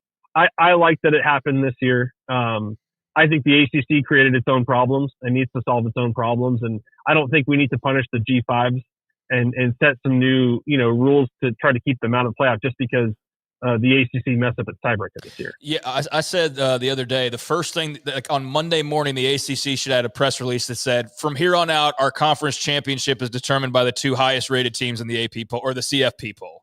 Being done. And then that's the rule. And then therefore you avoid 5-loss Duke sneaking in the last couple of weeks and having the mess that you had on your hands. That's what I would have done immediately. It's just like, yep, two highest ranked, they play in the conference title game. Yeah, for sure. And I think credit to Manny Diaz and Darren Mensah and Duke for going out and winning a tough game in overtime and taking care of business like they did. But Duke shouldn't have been in that playoff either. So I think ultimately right outcome in terms of Miami being in. I think that, I think that the 3 or 4 days that Notre Dame got out of complaining about this, was probably a little bit excessive. I get it. It's heartbreaking. But the whole like, I don't know that I think that was a bit over the top, but at the same time, you kind of expect it no matter what the cutoff is, whether it's the 5th team or the 13th team, like it is going to be painful. Yeah. It's just interesting to see a school of that brand, like that status, have to be the one that's like the victim, so to speak. But yeah, they almost reacted so extremely that you go from feeling like, oh my God, am I feeling sorry for Notre Dame, to like, oh no, they're still Notre Dame. It's still Notre Dame. Like now they're taking it too far. And now like, screw them. Nobody needs to schedule them anymore. That's what it's turned into in like 2 days time, basically. Well, we all saw it. I mean, once they lost those first 2, it's just like, man, besides USC, where is the opportunity to play good, relevant top 25 teams on the schedule? Like we all saw it was pretty obvious that was going to be the problem with just the way their schedule played out this year. And Pitt came on at the end, you get the game day game and all that, but just Notre Dame just did not play a good enough schedule for everyone to feel like that 10-game win streak really pushed them into a higher tier here. Max Olsen, ESPN.com. Max, we'll talk to you next week. Thanks, guys. Yeah. I think it's you know what I do? I thank Notre Dame for taking the focus off of my school and how snooty they've been. What is it about you, all you ACC folks over there? I don't know. The getting gold, snubbed and snooty. Anybody with gold helmets, apparently. No, I mean, I definitely felt for them on Sunday because I think the great argument that Pete Bavacqua made when I saw him on Dan Patrick was, it's like you told us that we were in, basically. Mm-hmm. Like you said the entire time of like, if Notre Dame just wins out, they're in the playoff, and then all of a sudden you pull this, oops, just kidding, at the very end, and he likened it to creating like this Hollywood drama specifically for the television show and using that as a reason as to why we need to abolish the television show, whereas there are multiple reasons why we need to abolish that television show. ESPN won't want to do that because it gets all of us talking about said television show. But I did feel like he made a good point of like, yeah, it's almost like that was just all fluff to create this false sense of hope. And so from that standpoint, you just totally got played by the TV network, basically, when you were being led to believe that, like, all you had to do is just handle your business. And from that standpoint, like, I do agree with them going, like, wait a effing second. Like, this is bull crap. Like, we don't need to be pulling this kind of nonsense in this sport. Like, we've got, like, leave us out of the playoff, but don't use us as, like, a soap opera storyline to play up your dumb little TV show. And from that angle, I was, like, absolutely correct. Like, yeah, that was garbage. And so I totally agree with that. But then it got to the point of now you're just belittling the ACC in public view over and over. And it gets to the point where it goes from like people understanding your plight to then, okay, now you're just crying too much about it. And now you see the whole, like, literally people online going, no one needs to schedule them. They need to be blocked out and forced into joining a conference. And so this is the next big, I think, moment in time for this whole Notre Dame being in a conference saga or storyline that's been going on forever and ever, and how they do react ultimately to the ACC with this whole partnership and everything moving forward. And are they really going to threaten to do something else? And if they did, what would that even be at this point? Because you've also helped to kill some of the options that would be out there for you. So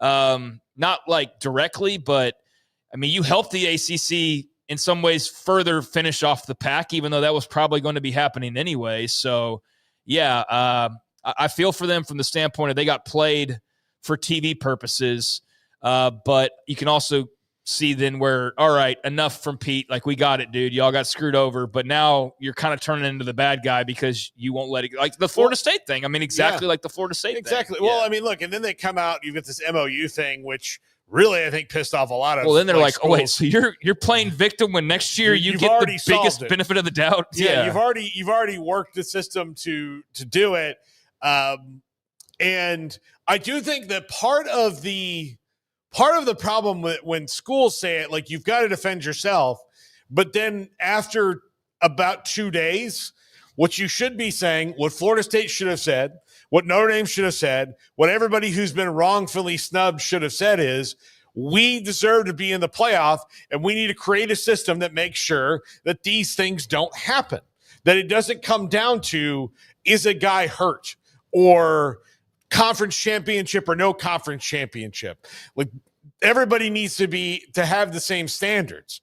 That's what the argument should be, but nobody does that because that's how college football works. Like, nobody takes on the greater cause. It's just about me. So yeah, exactly. I'm hurt, so I'm going to lash out and tell you why I deserve it. But instead of saying, like, I'm doing this, but also I acknowledge that it's not going to be every year for us in this thing either, just like everybody else, because rosters change. I just want to make sure that we're doing the right thing for our fans and for our game. I have never heard that come out of one of these snub schools' mouth. No, I mean, Florida State was too worried about Florida State to then go like, hey, guys, maybe we should be an example of why this should be changed to a certain degree or whatever. Instead, it's just, Florida State, the complainers, ultimately gets drowned out into becoming the kind of general feeling. And then Notre Dame very quickly going from rightfully wronged or rightfully upset about being wronged to then we'll quit complaining and go join a conference kind of thing. When, everybody should be looking for reasons to avoid that type of a situation, and eliminating the playoff show would at least have helped in Notre Dame's case specifically. But a lot of stuff there with Max. I mean, this transfer portal is going to be absolutely, utterly insane. And we say that every year, but with all the coaching changeover that there's been, and now there'll still be more. I mean, there's going to be more now because somebody's going to have to go to Michigan. Mm-hmm. And I mean, maybe it's some assistant coach, but maybe it comes from the NFL. Maybe Jesse Minter comes back to Ann Arbor and is the head coach, and there's not a big domino effect. But what if it is Kalen DeBoer? I still say, like, I just find it very odd that we keep hearing him brought up for jobs. He's the head coach at Alabama, and he's been rumored for multiple jobs this cycle alone. Now, granted, it's Penn State and it's Notre Dame, and maybe it's more of a glove fit for him, I suppose, but it's still just weird to me. And then I saw, I don't remember who put it out there last night, but something along the lines of, can you imagine, like, the Alabama job opens up and then Kiffin leaves LSU to go take the Bama job? Like, that's not out of the realm of possibility. Unlikely. And one would argue LSU's the better job, right? Because he's indicated that Saban said that in so many words. Saban won't say that, but Saban has said his biggest regret was leaving LSU. So I don't know, but that would be a very funny way for this to all end, would be the total chaos full circle moment of Kiffin leaving LSU for Alabama to take over for Kalen DeBoer after his couple years in Tuscaloosa. But I don't think we've reached that full level of craziness. No. We're not far off from it, though. We're really not. Again, it would not, like, there would be a time where I would have to, like, stop down and go, this is impossible. But now I believe it. Totally. Like, it's kind of like if you showed me an iPhone when I was 7, I just wouldn't believe. Like, I knew that eventually it was going to happen, but I never thought I would see it in my lifetime. Like, I think that the shocking thing about technology to me is, like, we are closer to the Jetsons than I kind of understood when I was a kid. I just thought that, like, man, I wish I was going to be alive 400 years from now, but it's not. We just don't have the flying cars, really. Yeah. That's the biggest thing we're missing, I think. Yeah, or the floating apartments. Yeah, the floating apartments. Yeah, but I mean, we're closer than we probably ever thought we would be. Yeah, absolutely. When we come back, we're going to run through some of the coaching staff changes. And then after that, we've got Craig Smokes Off the Radar. This is 365 Sports. Established in 2007 and independently owned, Alliance Bank Central Texas is committed to helping families and businesses meet their financial goals. From their tellers to their board of directors, they know the importance of superior service and competitive products. Customers have confidence knowing that their financial needs are in good hands. It's your bank, Alliance Bank Central Texas, with 2 Waco locations, 4721 Bosque Boulevard and 191 Archway Drive on Highway 84, and at alliancebanktexas.com. Member FDIC and equal housing lender. Over 30% of adults struggle with chronic foot and joint pain, and many face mobility limitations as they age. But a revolutionary Comfort First slipper has taken the wellness world by storm. Try Cloud Slides and feel you are walking on the clouds. Cloud Slides. Football is back, and Underdog is the best place to make picks and win money all season long. Playing on Underdog is easy. Just pick whether your favorite players will go higher or lower on stats like touchdowns, receiving yards, interceptions, and more. Get your picks right and you can win up to 5,000 times your cash. You can play with as little as $1. Download the app today and sign up with promo code SPORTS365 to score $50 in bonus funds when you play your first $5. That's promo code SPORTS365. Millions of fans have already won billions making picks on Underdog. Will you be next? Underdog. Make picks. Win money. Must be 18 and up, 19 and up in Alabama, Nebraska, 19 and up, and in Colorado for some games, 21 and up in Arizona, Massachusetts, and Virginia, and must be present in a state where Underdog Fantasy operates. Terms apply.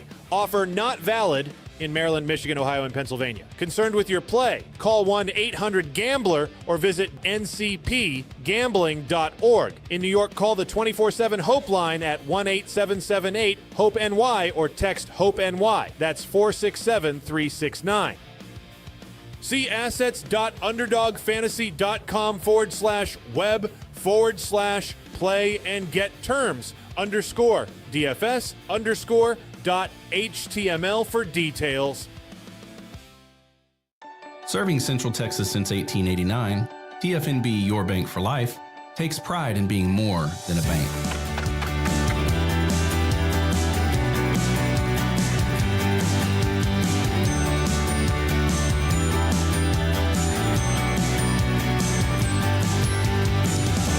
At TFNB, we remain committed to these principles.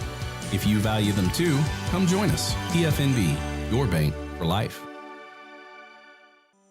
With over 25 years of excellence in IT, Carrion Solutions is your trusted technology partner. From managed IT services to cutting-edge cybersecurity, our expert team delivers tailored solutions that drive success.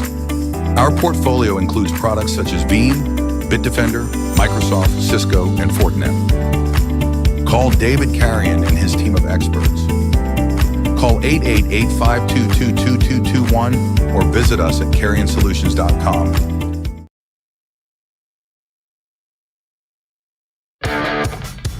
This is 365 Sports. The 3 o'clock hour is sponsored by Waco Custom Marketplace. Meats, sweets, Texas treats, and a cut above the rest. 425 Lake Air Drive, Waco. Welcome back to 365 Sports. Craig Smoak's Off the Radar comes up in the next segment, and then Smokey and Baylor offensive coordinator Jake Spavital at 5 o'clock. And we'll finish up the news that we didn't get to earlier because we were talking about Chiron Moore in Michigan. But around the country, a lot of coaching changes, staff changes going on right now. First up, Colin Klein and Kansas State are not retaining the following coaches: offensive coordinator Matt Wells, running backs coach Brian Anderson, wide receivers coach Matthew Middleton, cornerbacks coach Van Malone, DT's coach Mike Tuiasosopo, and tight end coach Luke Wells. And then that kind of dovetails into this one where Kansas State defensive coordinator Joe Kleinerman, he's on his way here to Waco. He's going to be Baylor's new defensive coordinator, and Smokey does talk to Jake Spavital about that. Yeah, I think Colin Klein is making his moves, and it's fun to see, if you're a K-State fan, how he's going to start to make this his own program. And certainly, respectfully, if he's out there watching, props to you, Coach. But I don't think there's a lot of love loss or tears being shed for Matt Wells going to the wayside, just because of just kind of the frustrations at times there with play calling and whatnot. But yeah, I mean, I hate to see guys losing their jobs. I'm sure they'll all land on their feet and be fine. But this is just the part of nature of the process of flipping staffs over. And so I'm very excited to see how Colin Klein starts to fill in some of the blanks and maybe who he brings back that's of fondness to K-State fans, right? And how he just kind of orchestrates this whole thing. Hadn't been gone very long, but very successful while he was away. And I mean, also balancing this whole playoff run with A&M. I mean, how, as an Aggie fan, I mean, you're a Florida State guy, but you grew up an Aggie fan. Are you like worried about Colin Klein being able to manage both in the playoff? Or no, I'm not. I mean, like Kirby's done it. Like there's examples of guys being able to do it. There's examples of guys not Lane Kiffin. Yeah, I mean, there's not. I mean, they just didn't have Lane Kiffin there, you know. But yeah, no, I'm not. I think that it's such a starkly different scenario there, because the kind of good news for A&M is that Kansas State decided not to go to a bowl, so he can kind of like go back and forth, and he's not like walking into practices and observing or anything like that. Like it's like right now it's recruiting and paperwork essentially, and getting to know the guys while you're there, and then continuing to prep for the playoff game, which could just be one game. It's just gonna be one game. They could lose to Miami and then it's over. And yeah, so I'm not worried about it. I think Mike Elko has known for quite a while that this exact kind of thing could happen to one of his coaches. Sure, you have to be, especially Colin Klein, especially if they were as good as that he thought they were going to be, which they were this year. Like they were pretty confident they were going to be good, that they were going to be in this spot. So I'm sure he's ready for it. Like this, one of the things about Mike Elko that's really impressive is there doesn't seem to be anything that can happen like away from the field that gets him caught off guard. Like he's not sitting there going like, I never thought this would happen. Like, yeah, I mean, you got to be prepared, especially at a big school like that and one that's having success for pretty much anything and everything. By the way, my dental hygienist that I saw this morning, she's a big A&M fan and grad, and they like tour around. Hated the Tennessee trip, apparently. The Tennessee fans were not her favorite, but had a lot of good things to say about LSU and Georgia, I think, and Oklahoma for sure, and all of that. Like they go to Norman next year, so I think she was excited about that one. But yeah, she was cautiously optimistic, as I think all Aggies fans are. But they're like gonna be there for the playoff game and super excited. But that ought to be a hell of a contest. Them in Miami, that's gonna be a heck of a game. I went to the game when they had it at Kyle Field. A few years ago when they played them. Kyle Field. Yeah, it's been recently. Yeah, it was a fun thing. Like it was full circle for me, and easy to, kind of hate Miami in a different way. Yeah. Yeah, no doubt. I bet. Well, I think, going back to this here, I'm interested to see, who he starts to kind of fill in the blanks with. Van Malone, a long time name, man, been reading his name, feels like, and watching, him do his thing for quite a while now. But on the Clanderman side of things, Joe Clanderman now being hired by Baylor, as you mentioned, to become the new defensive coordinator, replacing Matt Pallage. I'm curious, how much is this his defense now? And how much is Dave Aranda still providing input? Because it was pretty much his defense last year. And that's not going to be the case, I think, with Joe Clanderman. He's not coming on board to let Dave Aranda basically do the bulk of the work because, well, it didn't work. The defense sucked. So they don't need Dave Aranda to be anything but the head coach and certainly give his input here and there. But saw it did seem like there was genuine K-State fan reaction that I saw. They're like, that's a bummer. They didn't want to lose this guy. It's hard to tell sometimes between the smart-assness of social media, like who's, oh man, really hate to lose that guy, and obviously they don't really mean that, but it did feel like he was somebody who was well liked and that they were sad to see go. So I think that's something you take to heart if you're a Baylor fan and bringing him on board. And Aranda said he's got a proven defensive mindset and discipline and toughness and unity and all the kind of the buzzwords, but I'm curious to see what he can do.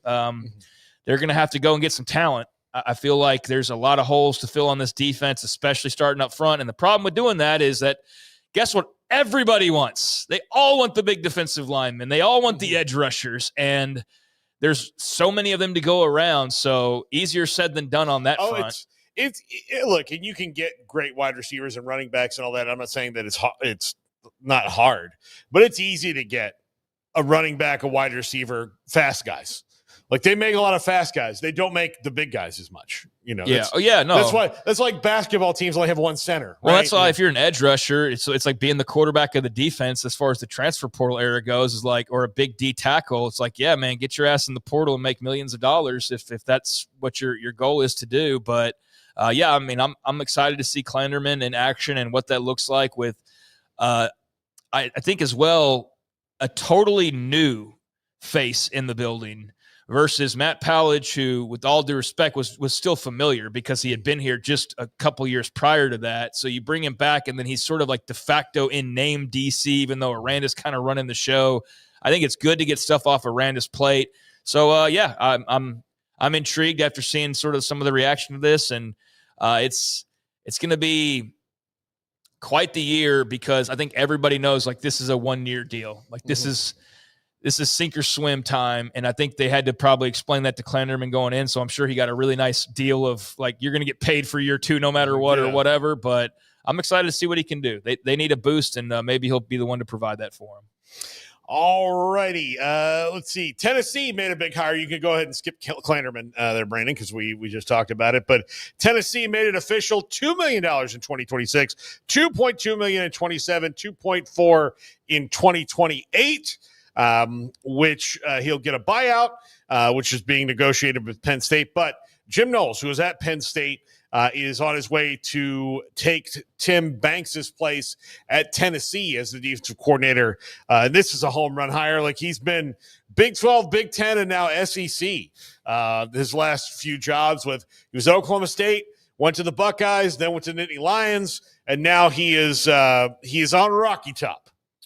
Yeah, I mean it's a really good hire on paper, and it's been interesting to watch him bounce around kind of like a hot potato these last few years from big job to big job, and obviously he's done a hell of a job, and that's why he's so desired. But yeah, I mean I think Tennessee feels like a program that's awfully close and just maybe a step or two away from getting over the hill, over the hump, and this is a step that certainly makes you feel like it's one where you can kind of catapult or pole vault yourself over onto the other side of things. So, really nice contract from the looks of this, over $2 million a year. I don't even know like where the coordinator contracts stack up nowadays off the top of my head. Whereas you used to be able to say there was kind of an exclusive club, and now it's hard to keep track of where everybody's been and where all the money's going back and forth. But I mean, $2+ million for coordinators was not the norm not that long ago, and now it's the price. It's going rate price for playing the game. Yeah, and that's to the benefit of a guy like Jim Knowles. So I mean, with the change over there with Franklin makes a ton of sense, and so I think it's a great hire for Tennessee. Yeah, I mean, look, Matt Campbell's going to bring most of his guys. Like Taylor Mauser's already going with him. I mean, that's he's going to run Matt Campbell's defense, not necessarily Jim Knowles' defense. Lyle Hemphill is now the defensive coordinator, associate head coach for defense, currently DC now at A&M, taking Jay Bateman's place. Jay Bateman went on to Kentucky, where he's going to be the defensive coordinator there for Will Stein. And Bateman was at Florida before he was at A&M, and now he's at Kentucky. So he's making a nice little SEC tour there. Yeah, I mean, I think it just speaks to the success that A&M's having and the choices that Elko made for his coaching staff to see all of these guys getting these other jobs. So they're in the midst of having to replace some notable contributors to their success, but that's also how the game goes. When you have success, you're oftentimes replacing coaches quite a bit, or players early to the NFL, or whatever the case may be. It's a good problem to have. So I think Elko is a name that a lot of people knew, but now you see his style and the way he runs his ship and how his teams play, and he's going to be a very popular tree to pick from, I think, over the coming years, and particularly this offseason, already very popular to pick from. But yeah, I think the whole K-State thing, the way that worked out, just could not have worked out any better for the Wildcats, the way that unfolded. I mean, I talked extensively about my thoughts about Kleiman and just how I was feeling about that. So when that dam broke, I was not surprised, but the timing of it was just chef's kiss to be able to just pivot to Colin Klein and all that. But now, yeah, I mean, losing guys on both sides of the ball, and that'll be part of the trick of keeping the machine going. I don't think he'll have any trouble getting new guys wanting to go put on the maroon and white and coach for A&M, but it's a compliment more than anything. Absolutely. So, you mentioned players going on to the NFL. Well, Arizona State's already lost their quarterback to the transfer portal. This is much less of a surprise. Jordan Tyson on his way to the NFL. He will likely be a top 10 pick. Not expected to play in the bowl matchup against the ACC champs and Duke, but he is one of the best players in the entire country. Had some injuries this year, but top 10 pick, maybe even higher, depending on, workouts and combines, because he is a stud, Craig.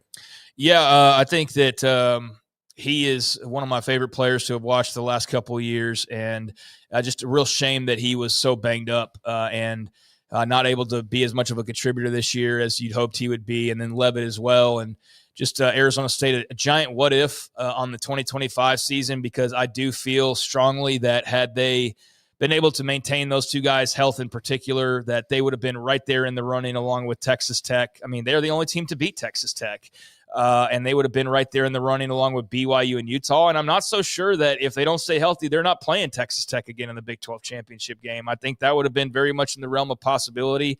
But, I mean, of course he's going to the NFL. Of course he is. He's a stud, and he's going to get drafted probably top 10-ish, like you said. And I think that he'll have a really strong career because he just seems to have all the tools, and he was just a big play guy and a constant emergency exit for Sam Levitt, and just a guy who was always reliable. So just again, hate the health piece. Took so much of being able to watch his last run there in Tempe, but wish him all the best in the NFL, and glad to see him going there as opposed to the transfer portal, because that would have been another little kick in the what's for Kenny Dillingham and company. Yep. And finally, before we go to off the radar, I thought it bared mentioning this story because we talked about it yesterday about Troy Aikman and the UCLA quarterback who's transferred after 1 year, who's like 99.9% Dante Moore. Like, it's likely Dante Moore didn't thank him. Well, UCLA kind of botched this in that they didn't inform Troy Aikman that he wouldn't be hearing from anybody because they have a policy that, the athletes who get the NIL don't reach out to the people who gave it to them. Now, for better or for worse, I actually think that might be a good idea because sometimes money comes from different pots. But in that case, shouldn't you tell the guy who gave him the money that, like, here's the process so that, like, eventually you don't wind up looking stupid in all this? Yeah, I mean, school policy is kind of a weird excuse to have when Dante Moore or whoever, Moore, could have just shot a text to Troy and say, like, hey, thanks, pal. I mean, I kind of understand the not wanting them to know where the money's coming from, but I think in that case, like this legendary UCLA quarterback specifically giving money to this, what they hope will be legendary UCLA quarterback. You mean their last great quarterback? Yeah, like you would think they would say, like, wink, wink, it's from Troy, and just not, it wouldn't have been a big deal and no one would care. I mean, you're really that scared of the NCAA boogeyman at this point? I mean, really, they're gonna come crashing down on you because of Troy's giving. I don't know. I found that to be like an odd reason for why Dante Moore couldn't have reached out at some point, and whatever that story was.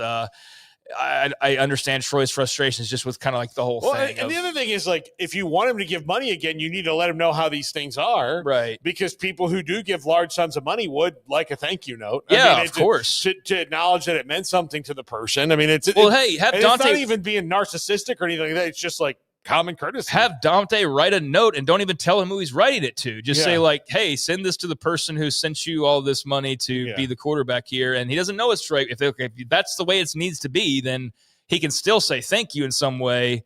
But yeah, I thought it was like a much to do about nothing, of like, it should have just been, I don't know. And I saw a couple of reactions of like, oh, Troy's complaining and crying. It's like, I don't think that. I just think the dude put up a lot of money to help out his school and got like not even a thank you for it, and rightfully should be pissed. Now, UCLA did say that the school sent him a thank you, and that like Chip Kelly, I think it was, that sent him a thank you. So who knows? But just it kind of seemed like a weird rule. He didn't give the money to Chip.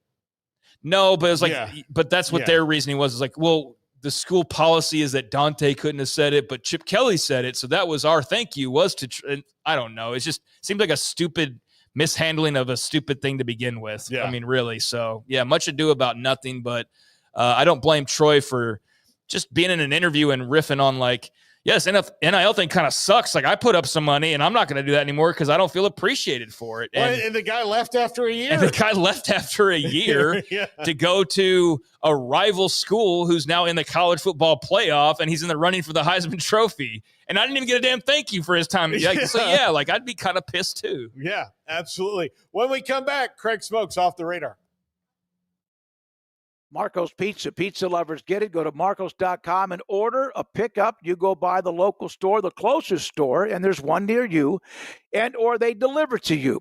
Marco's Pizza with my favorite, the large, thin crust, all-meat pizza with pepperoni, Italian sausage, chicken, and it is absolutely delicious. I like thin crust. Most people like maybe the regular crust, and it's there for you. Go to marcos.com. Pizza lovers get it. Bob Mock owning 5 stores in the Waco area. It's the fastest growing pizza brand in America, so one near you. Marco's Pizza, also with wings and sandwiches and so much more. And they always have specials on the website for that particular day.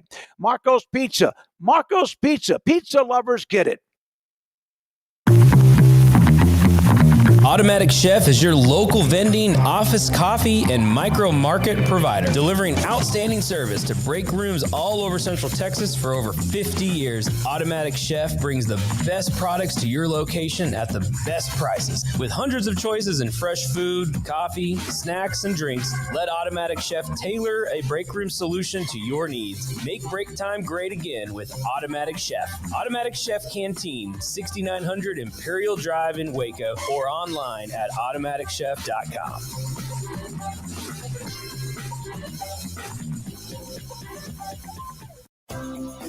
Ideal MRI is a small family business right here in Central Texas. We're open to support you while lowering the cost of healthcare bills. When you need an MRI, ask your doctor for an Ideal MRI. Visit us at idealmri.com or call us at 833-IDEAL-MRI.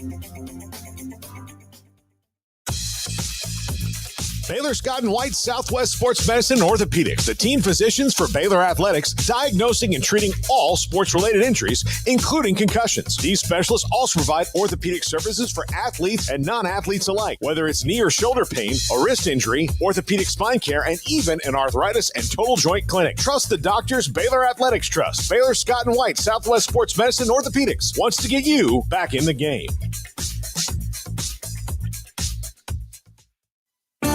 There are 26 letters in the alphabet, over 600,000 words in the dictionary, and just 3 of them said together can change everything.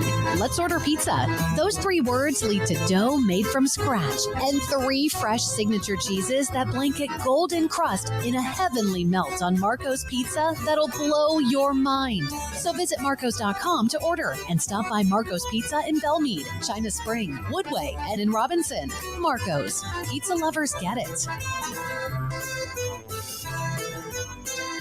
With so many companies and policies out there, it gets so confusing shopping for insurance, and I never know if I'm getting the policy that's right for me. Luckily, I met the team at the Niche Group Insurance Agency. With the Niche Group, you can go to one company and get access to coverage options from many insurance carriers, and you get to speak to a real person about your specific coverage needs. With the Niche Group, I know I'm getting the right coverage at the right price. If you need insurance, talk to the experts at the Niche Group at 1-800-258-8302. No car payments for 90 days when you bring your auto loan home to Genco. Get 4.79% for 48 months and make no payments until 2026. Plus, get entered to win 3 months of no car payments. Bring your auto loan home to Genco. Lower your interest rate, save money, and no payments until 2026. Special is subject to credit approval and membership eligibility. Visit GencoFCU.org. Member NCUA. This is Craig Smoak's Off the Radar, presented by Alliance Bank. They take pride in making banking easy. AllianceBankTexas.com. Welcome into Off the Radar. Been a little while since we've done this segment, since I was out off and on sick over the last few days, and glad to be back with you, and hope Chad is doing well and everybody out there is having a good time today. Everybody's doing much better than Chiron Moore at the moment. That's what we do know for sure. Nothing new. I was checking during the break to see if there was anything latest on this. It's like the O.J. Simpson, I guess, story when you're like looking for any breaking news update. It's not quite to that level nationally by any means, but it is in the sports world one of the more interesting stories, and it doesn't appear like anything has broken outside of that 911 call. But we will stay on top of that. So that's something that could have gotten real off the radar, but has stayed in its lane for the most part. Meanwhile, there's a lot going on, and I want to start off by just asking you about your thoughts on Phillip Rivers and his return to pro football. You talk about off the radar. This man and his army of children that he's been growing the last several years, off in the sunset of retirement and fatherhood and all of these things. And this time of year, if you are an aging NFL quarterback who has any gas whatsoever left in the tank, this is the time. If you got any inkling that you might still want to play football, this is the time to be ready. Like they say, stay ready. Like this is the time of year when the most random things can happen. And certainly the most random thing has happened here in the last few days is Phillip Rivers has come out of retirement at age 44 to become the new quarterback for the Indianapolis Colts, and saw Aaron Rodgers of like, I'm not the oldest guy in the league anymore, and like all sorts of cracks about this. But man, I'm fascinated to see how this works out. So I have a tangential connection to this. My best friend growing up, Billy Garlock, his wife, Jackie, who also went to high school with us, she is the principal at the school where Philip Rivers is the football coach. And their son Ryan played football for him for a couple of years. He's now in college. But Philip Rivers' son's on that team. So like in Spanish Fort, Alabama, where they live, that is where Philip Rivers has settled his very large clan. He's the paterfamilias, and he's been there. And so as soon as I heard about this, I was like, oh, everybody must be a buzz. He's like, oh, yeah, absolutely. He's like, and what I'm wondering is, are they going to let him play, or is this just a thing? Well, it looks like now, I saw Stephen Holder, who covers the Colts. It looks like he's going to start. That he's going to start, that all intents the intention of the Colts is to start him this week over Riley Leonard, who might still be banged up.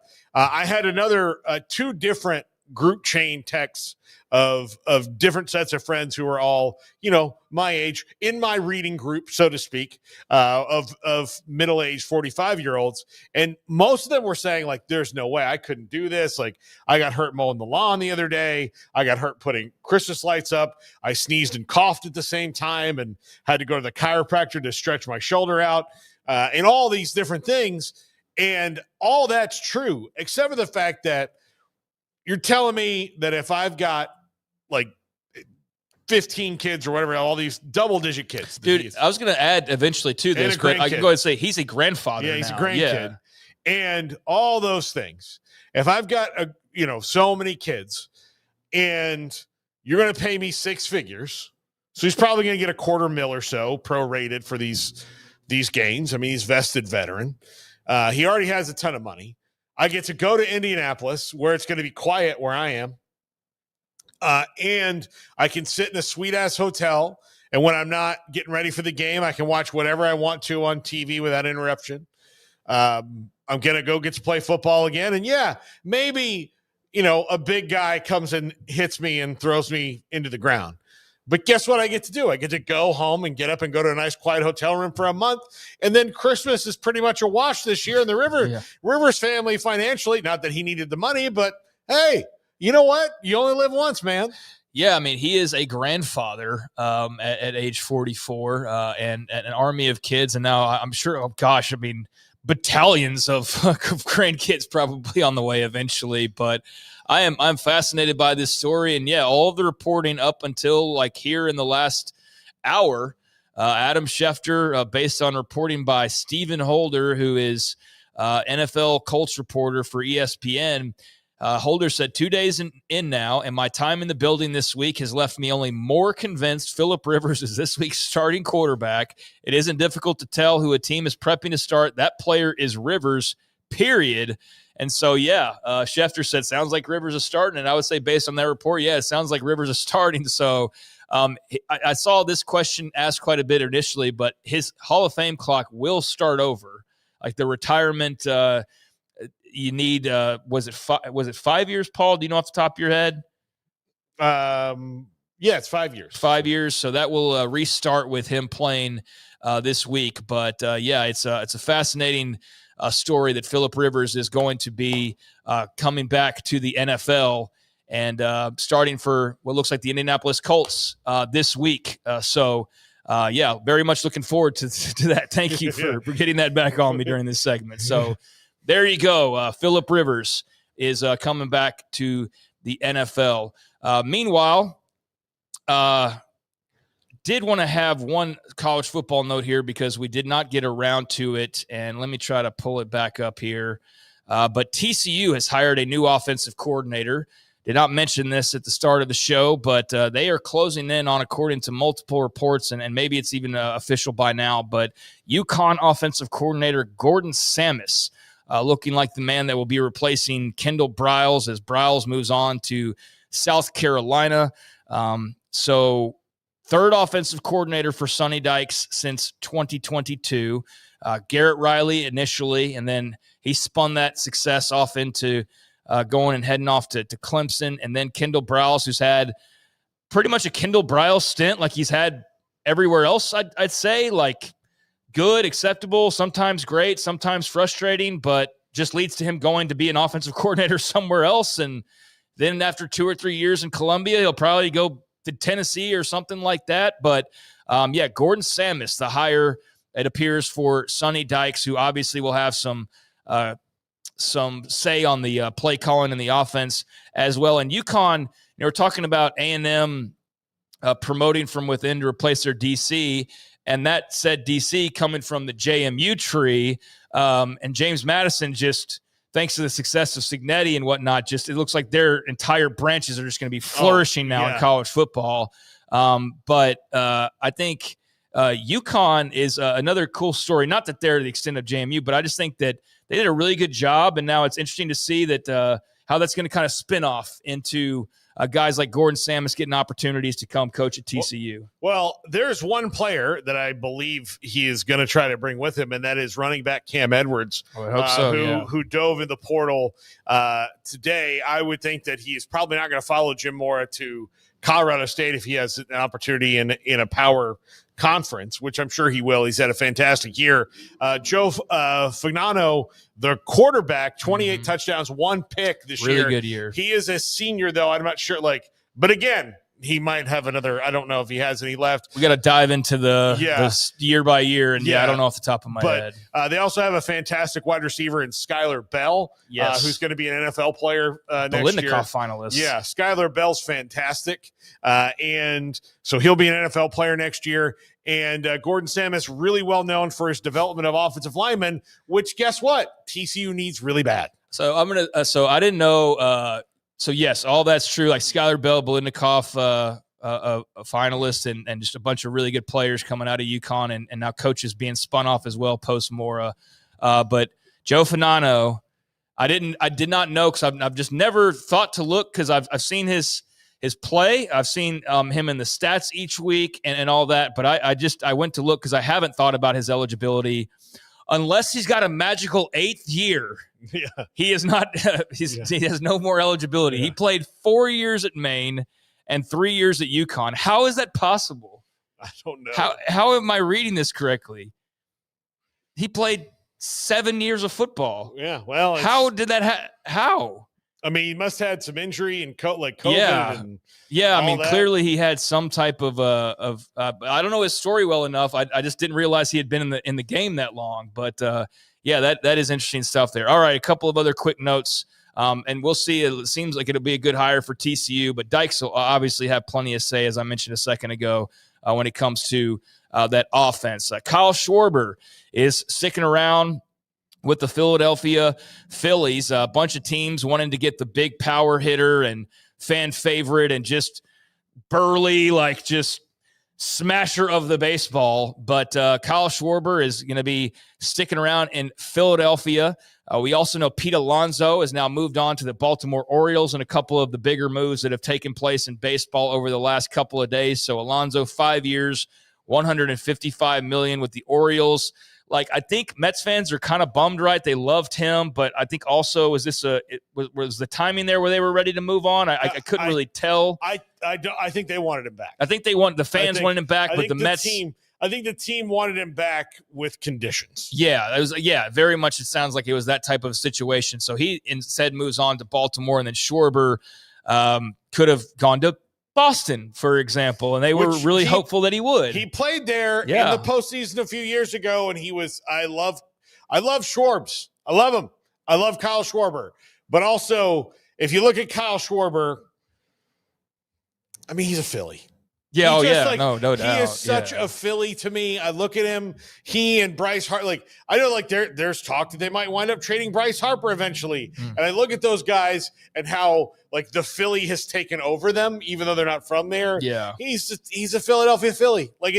I agree. When I heard that, I was like, that's better. Just go be there and I'll deal with my sadness that you're not a Red Sox later. Yeah, no, totally. But those are a couple of the big moves that dropped in. Obviously, with Schwarber, number 2 in baseball this past season, 56 home runs behind the 60 of Cal Raleigh, just ahead of Ohtani's 55 and Aaron Judge's 53 home runs. But yeah, I'm with you. Like the Bash brothers and Philadelphia, and they deserve to continue that on and see that through. So I just wanted to mention those baseball. Any thoughts on Pete Alonso? The polar bear? Yeah. It's weird to me that Baltimore just spent all this money making Camden Park not a bandbox anymore, and then signed a big home run hitter. Signed a big home run hitter, but okay.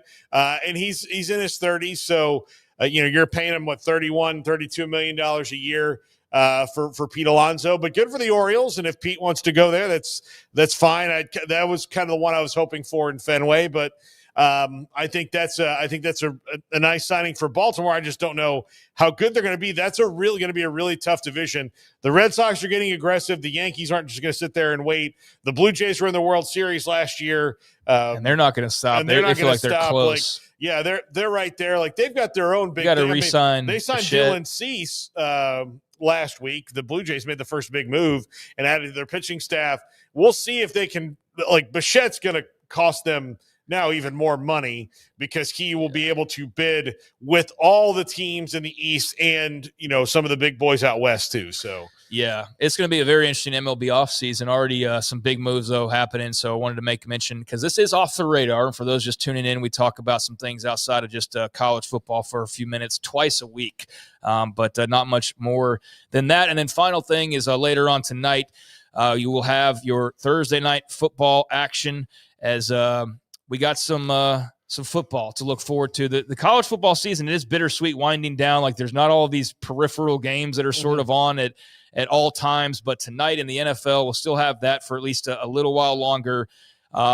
Tampa Bay playing host to the Atlanta Falcons, 7:15 Central. Prime Video is where you can find that from Raymond James Stadium. Mike Evans, Jalen McMillan back in the lineup. Bucs have their full allotment of offensive weapons down the stretch, which they really need because they got kind of popped in the mouth by the Saints and Tyler Shuck last week. Hey, man, old Tyler Shuck. Look at him now. That long and winding journey in college. But, a nice win for the Saints. Buccaneers on top of the division, same record as the Carolina Panthers, which is – they've just not been very relevant since the new ownership took over, except for just being kind of a mess, quite frankly. They hired Dave Canales, their coach from the Buccaneers, and he's a really good offensive mind. I can't wait to see Dave Canales work for an owner that understands. That gets it, I'm not gonna knock the Teppers or anything, but I know enough that I could. But I mean, he's a really brilliant young coach. I just don't think he works for an ownership group that gets it. I think he works for an ownership group that could easily take over the Browns and not miss a beat with what they're doing right now. Yeah, I'm rich. I can run an NFL franchise. It's kind of that sort of mindset. And then tonight, I did want to make mention in men's basketball, various games going on out there, but should be pretty fun. Cyhawk, Iowa State, coming off of a massive win.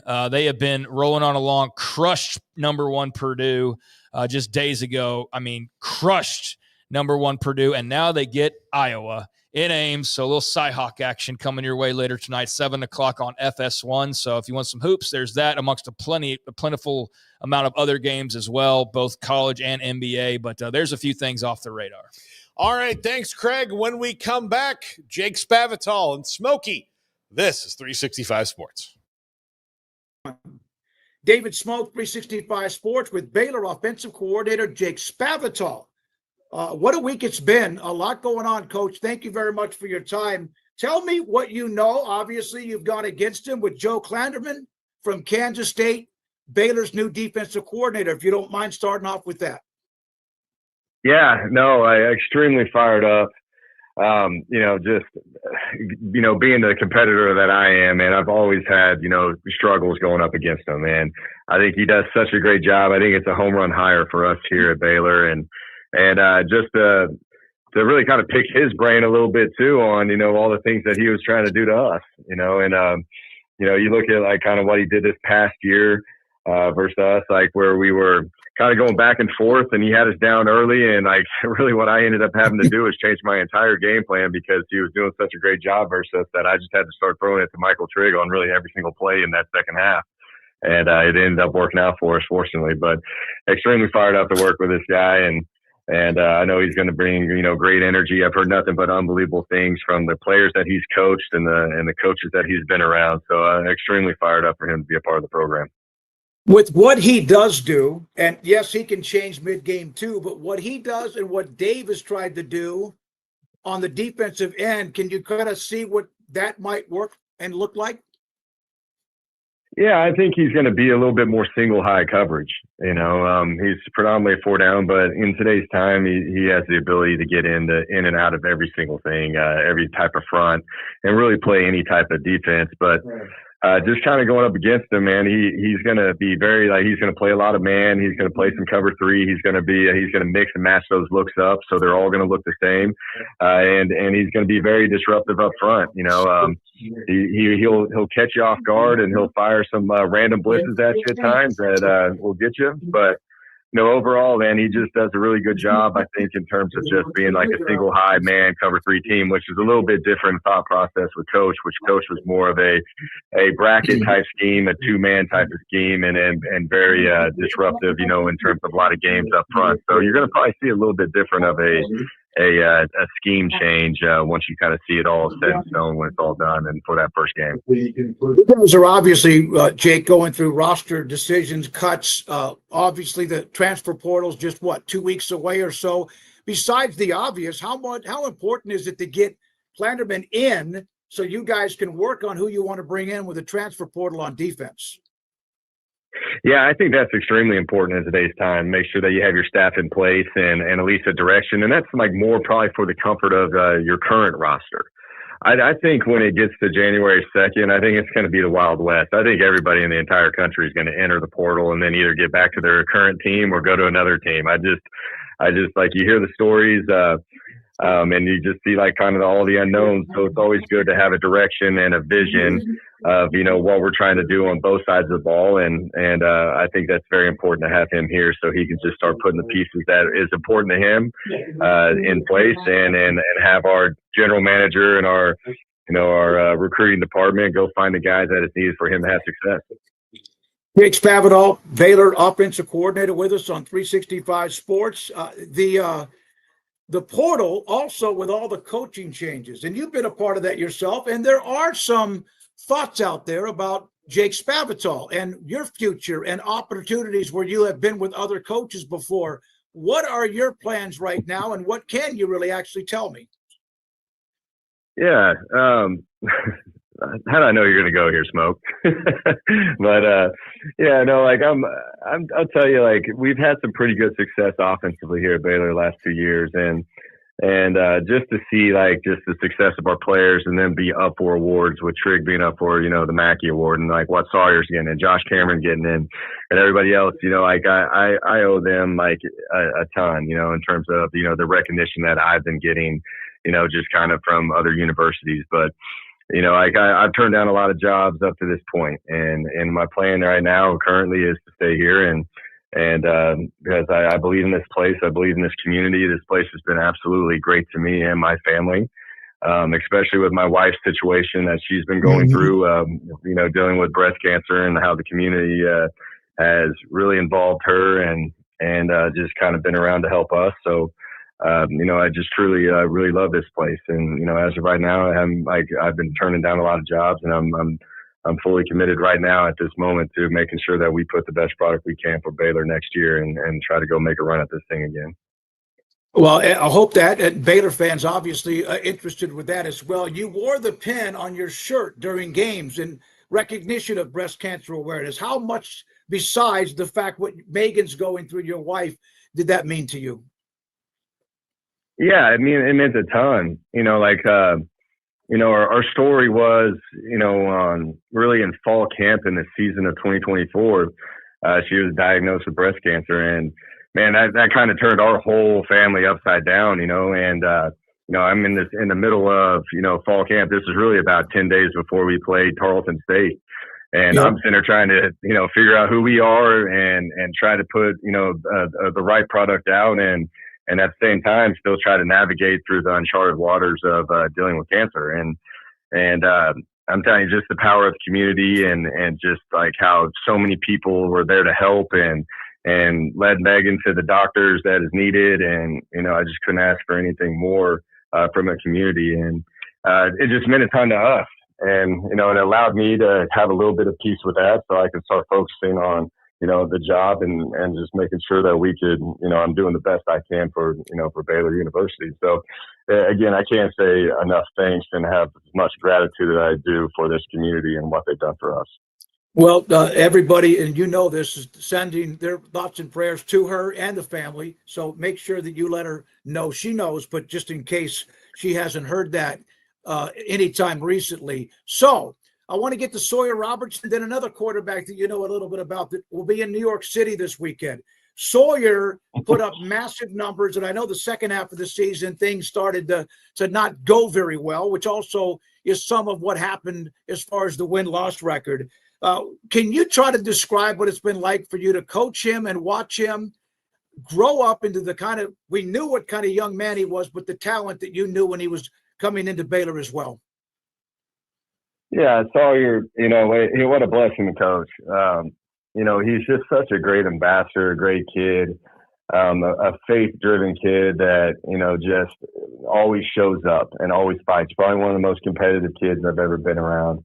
I'm sitting at the NFF, award show with him, on Tuesday night, and he unfortunately didn't win the award. And, it was just a great honor to be there, but you could tell that, he was pissed off that he didn't win it, and I'm just that's what type of guy he is. He's just such a great kid. And just to watch his journey and watch, who he is as a man and how he's grown and how he's turned into the leader that he is, just really proud of what he's done. I know he's disappointed, on how the season ended, like we all are. And I think there was a lot of things that I wish I could have helped him. I wish we had a bunch of injuries at the running back spot. I wish I could have got that running back, the rushing attack a little bit better for him so I didn't have to put all the pressure in the world on him. If you look at that 24 season, our running attack was really good. It allowed him not to have to throw it 50, 60 times a game. And there were some times when we were playing from behind and having to throw it a little bit more than what I wanted to. And that puts a lot of pressure on him. And I know there's a lot of throws that he wants back, but when you look back at, at the end of it, his career and who he is as a man, it's just very impressive to me to see the fight and the journey that he's been through to get to this point and to at least, try to put a product out there that you guys would be proud of. And I think you guys are. And I know he's disappointed in a lot, and wish he could have done more, but, I always tell him, man, he's done a lot for this university and I always wish the best of luck, and I can't wait to watch what his next steps entail as he goes through this journey. How many coaches or NFL scouts, general managers, or personnel people have called you and talked to you about Sawyer? I've literally had every single team. I've talked to every single team, hundreds of times, I feel like, throughout the course of the season. So really every Monday and Tuesday throughout the course of the week, I'd meet with a lot of scouts. And, they started off, the initial kind of go through and, have their interest. But then as he started playing pretty well at the beginning of the first half of the season, there's a lot more traffic of NFL scouts coming through. And I think there's a lot of interest in him, man. There's guys that, think that he can maybe come in and compete and be a guy. A lot of them are looking at how he could be an unbelievable backup quarterback as well, behind somebody, because he's a smart kid. He's not he doesn't have to be a high rep guy. He's a great locker room person. He's a man of character. And what people don't understand, that goes a long ways, in this profession, even if you have to go in and maybe back up a Pro Bowl quarterback or a future Hall of Fame quarterback. But, so there's a lot of interest in him in terms of competing. and also, you know, in terms of maybe being a great backup as well. But I know he's going to go down to this Senior Bowl here in about a month or so and go through a lot of interviews and you know, we'll see how he does there. But, you know, there is a lot of interest in Sawyer Robertson right now. Well, there's also, as you know, Joe, a lot of interest. I mentioned Joe Clanderman, also Sawyer Robertson, but Fernando Mendoza, you kind of know him. You coached him at Cal before you came to Baylor and eventually he transferred to Indiana. What did you see? And we know what Signetti sees because of what he's done at Indiana. What did you see from him when you were there at Cal? And anything at all he's done surprised you? Yeah, no, what's very interesting is kind of a similar story to like Sawyer in a way. You know, when I got there, you know, there was some quarterbacks that they had that they invested in and were some pretty good players as well. And this is just an unbelievable kid, talking about Fernando. Just, you know, work ethic. You know, he had this legend of him being like one of the greatest scout team players, you know, ever, you know, in terms of just how he brought it every single play and how he'd meet with players, you know, to make sure that they gave the greatest look they possibly could for the defense and the energy that he'd bring. So like he had this kind of like, you know, like the team loved him, you know, and you've probably seen his interviews. He's passionate, you know, but the thing about him is he's authentic. That is what you're going to get every single day with that kid. And he works extremely hard. He listens to every single thing that you like say. And, you know, that's a good and a bad thing. So I had to be very calculated with what I'd say with him at times. And you know, at the end of the year, he ends up starting as a true a redshirt freshman for us, you know, after serving 1 year on the scout team and just kind of being the third team quarterback and chipping away. And I was so confident in putting him in because his preparation was phenomenal. And it's been really fun to watch the success that he's had because I know what type of kid he is and the work that he puts in. And you know, he's a big kid. He can throw it pretty well. He's actually more mobile than what you think. And it's pretty fun to watch, you know, all the attention that he's getting because I think he just won AP Player of the Year today. Yeah. Which is a great testament to him. And he's sitting there in New York City this weekend. So really proud of him and fired up to watch him, you know, see what happens this week and fired up for his career as well. You had plenty on your plate, Jake, because you were coaching and taking care of business, breaking it down, looking for the next week or whatever else. But so you had Sawyer and also Mendoza, two incredibly good young men. True, just absolutely fantastic. You had a part of that, a big part of that. Did you ever see the throw he made against, who was it, Penn State to win that game and or any of what he did against Ohio State? And when as you watched him, did you just smile? Yeah, no, that was it. Those, you know, the back shoulder fade versus you know, box fade versus Ohio State in the Big Ten championship.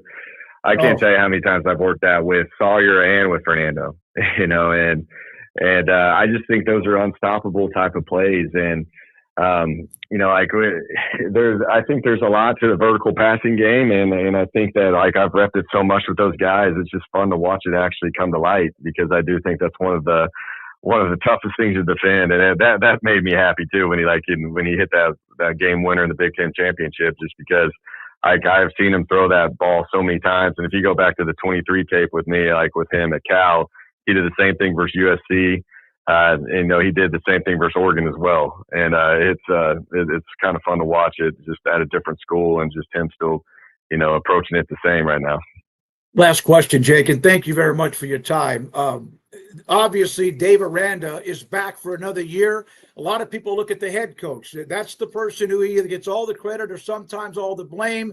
The staff, obviously, depending on who's doing what.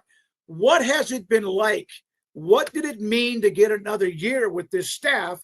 And what's it like right now inside the coaching staff with so many moving parts, as you said, that everybody in America might be in the portal by January 2nd? Yeah. What's it like inside your coaching staff, the meetings, et cetera? Yeah, it's been business as usual. We've been like, there's just, like you said, there's just so many uncharted waters right now of, you know, the portal and like NIL and just kind of like the high school recruiting to really just like how much money do we have and like a lot of that stuff is not really told to us as a staff, but like, it's just like, hey, this is what we're doing. This is the numbers, and then this is what we got to attack. And I think Coach Aranda's got a great plan, and I'm fired up that he has another year. I know I got to do a better job for him. I gotta be able to move the ball better and score better, and I'm looking forward to a great off season in terms of kind of peeling the layers back again. Like I've always, when I have a new quarterback, it's always a great opportunity for me to kind of restructure the offense again, you know, change up how we signal, how we communicate, change up the terminology, but still run the same stuff. But, you know, there's just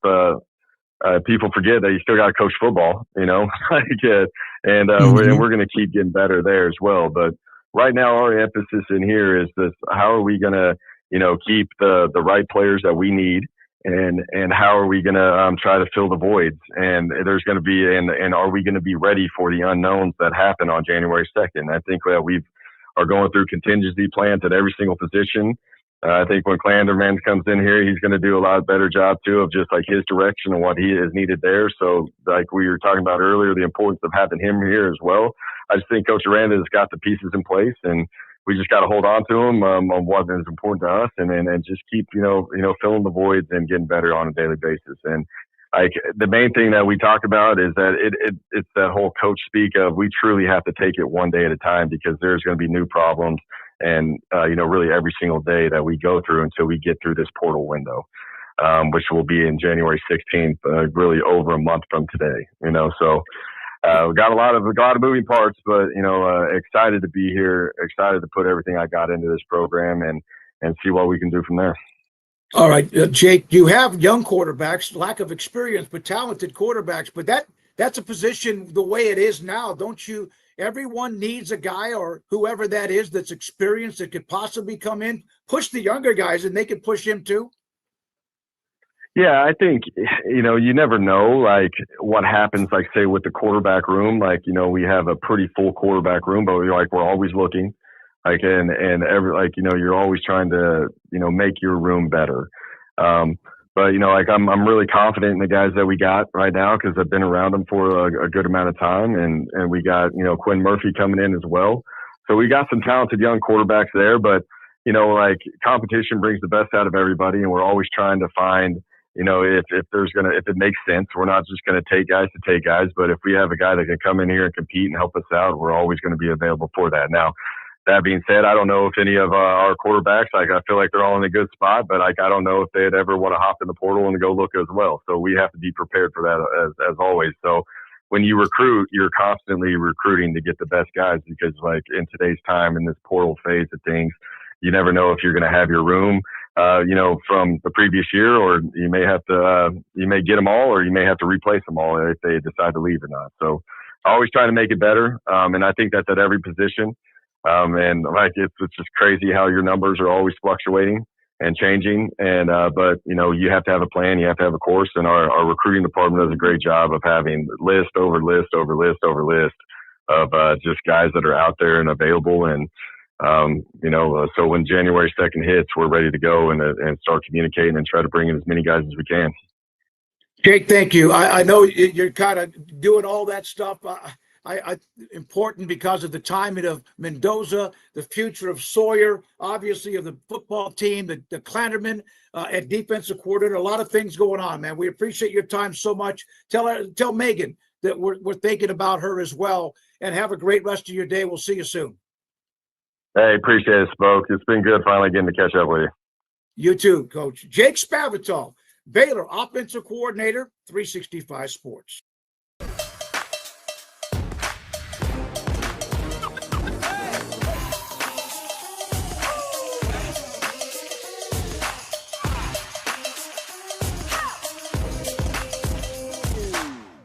I had a panic moment running my hands through my hair, and that's when I found Keeps. Keeps gave me the results that I was really looking for. I definitely felt a lot more confident once I saw my hair coming back. Keeps has given me the control of my hair back. Get your first month free at Keeps.com.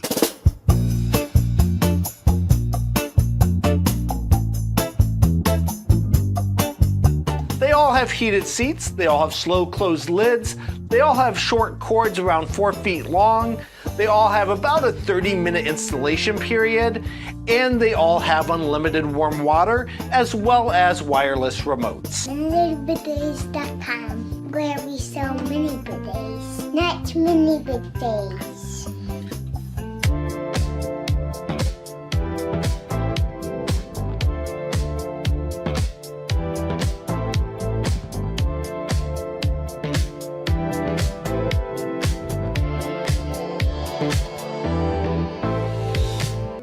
Everyone is born with different gifts and skills.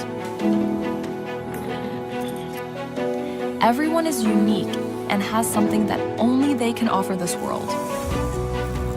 And everyone has different needs that help them accomplish their day-to-day goals and challenges. But there's one thing that everyone needs, no matter who they are. Breathe cleaner. Puro air. This is the Sonos Arc Ultra, and this is what you need to know about. It represents one of the easiest ways to get into high quality home cinema without loads of cables and faffing around. And that's because the Arc Ultra provides full Dolby Atmos without any rear speakers thanks to its sound motion technology. And Sonos is actually calling sound motion one of the most significant breakthroughs in audio engineering in nearly 100 years. It's an amazing setup, it sounds absolutely fantastic, I love the absence of fat. If you're a Sonos person, there's a reason you're watching this video. This is Paul Catalina's Top 5. 365 Sports, it's Paul Catalina's Top 5, brought to you by Flag and Anthem. Go to flagandanthem.com, use our promo code 365sports for a discount at checkout. College football structural fixes, Volume 2. Yesterday we went through 5 of them. I've got 10 more, 5 today and 5 tomorrow. Let's dive right in, shall we? Number 5, build an enforcement structure that is legally viable. The College Sports Commission is essentially dead on the vine, established after the House settlement, because it had a provision in it that schools had to not abide by state laws when it comes to NIL and enforcement and abide by the CSC's laws. Well, it doesn't take a big-time lawyer to see that most states are not going to like that you are trying to join an organization that says we're going to openly defy laws. That is a can of worms that states absolutely don't want to get into. So if you're going to build an enforcement structure, you have to have one that's legally viable. And look, an athlete and a law firm suing you is one thing.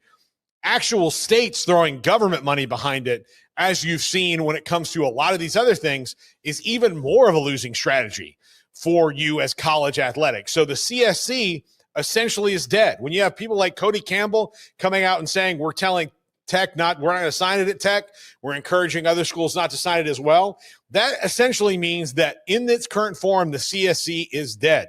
The other problem with the CSC is they said, we're going to have this, and then when we all ask, okay, so what are the rules? They're like, well, we have to get everybody to agree to it before we tell you what the rules are. Completely backwards. Completely backwards.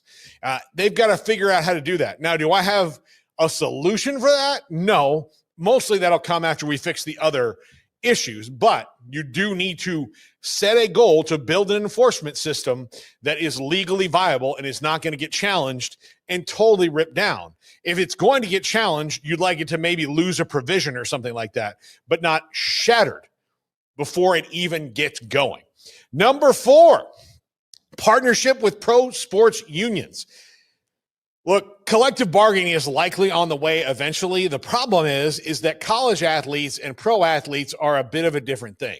If you're a professional athlete, or if you're a professional welder, if you're a teamster, if you're anything that has a union, usually that's a job you have for a very long time, a career, a near lifetime position that you stay in that union.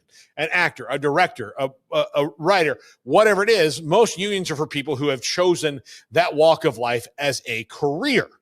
Well, college athletics is finite. Nothing is infinite, but college athletics is definitely 4, 5, 6 years, whatever the eligibility winds up being. These are the rules you have to abide by this time, but eventually you won't be a college athlete anymore. The easiest way I can figure to make that work and for these players to have some kind of representation that lasts, even though they are probably too young to negotiate these things and need some leadership in the room, is to partner with the NFLPA, the NBA Players Association, and they have a college athletics wing of which they represent college athletes. How that works, again, not a union rep, not a lawyer, but I do think that that's something that needs to be considered.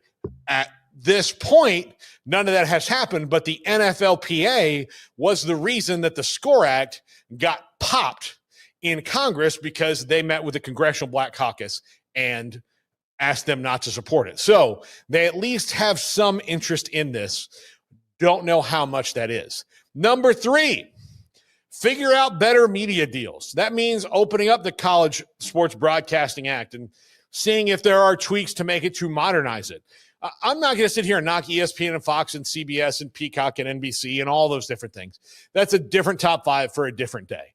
But what you do is you have to have media deals that make it equitable and fair for everybody in this if you are really going to grow college football, or you're going to wind up with this 2-league super conference that as much as the 2 leagues might think that they're awesome, they are really going to miss not having those other teams to play when their fans are like, well, this is boring. You know, I'm an Oregon fan. I don't care about Kentucky. It doesn't do anything for me. Number 2, no more conference-specific officials. We've talked about this a lot. Centralize it. Move guys around. That way fans can't say, like, every time we have this guy, you may never see the same officials twice. You will have consistent enforcement and consistent focuses throughout the year. The point of emphasis in one league is different than a point of emphasis in another league. The training is different. All these things. It needs to be centralized. These officials need to be protected, but they also need some transparency. If you centralize that, you allow for that to happen. Because right now, the most protected species in the world in college athletics is the officials. That's fine. They need protection, but also the fans need transparency. Number 1, settle on a playoff format. Don't do this like this will be it for 2 years. This will be for 4. This will be for 6. Give us a 10-year run of one thing, 12 or 16. Don't go to 24. No one really wants that except the Big Ten. But give us a 12 or 16 team format. That way we can settle on it. We'll do it for 10 years. We'll make minor tweaks along the way if there need to be minor tweaks. But just tell us what we're doing and tell us if it's going to be P4 versus G6. Just figure all that out. Figure it out and stop kicking the can down the road.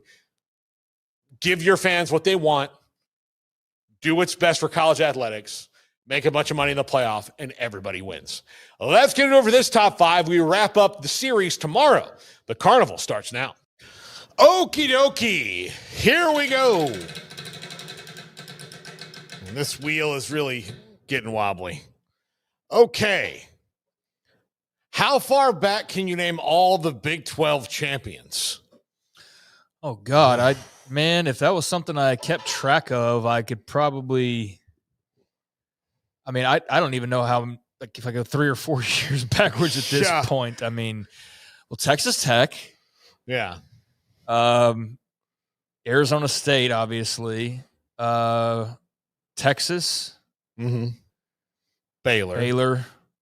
And who was 2020? Was TCU? No, it would be K-State. Yeah, K-State. And then now I'm starting to veer off here. Yeah. Let's get to the part where it was Oklahoma. Yeah. Oklahoma. Not far. Yeah, that's not too much farther back. I can start out like Nebraska, Texas, or Texas was the first one, right? 96. Yeah, Texas upset Nebraska. Nebraska beat A&M. A&M beat K-State. 99. That feels like 99. What was the year Colorado had the big upset? That's probably not. I think it was probably 99. Because 2000 would have been Oklahoma. Yeah, I should have started by going from the beginning because I do think I could do better probably starting at the beginning. But then it does get into your stretch where it's a lot of Oklahoma. There's like a K-State that pops in there, and a Texas pops in there, and it's not. We should probably sit. Like, I'm not going to think about it too much more, but I could probably sit down and do that one day, see how far we could go with it. But I don't know. We went like 5 years forward and backward.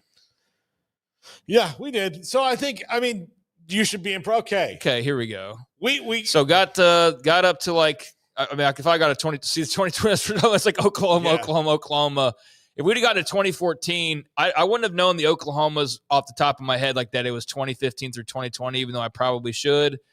Would have gotten 2014 and 2013. And then I think 2012 is where I would have been like stumped if we were properly doing this, going from the backwards era. Going forwards, I was wrong. 99 was Nebraska. I was thinking of Colorado. So I would have been stumped right there. 2001. Okay. Yeah. Okay. There we go. Thank you. I'm glad that you guys had this graphic ready for this.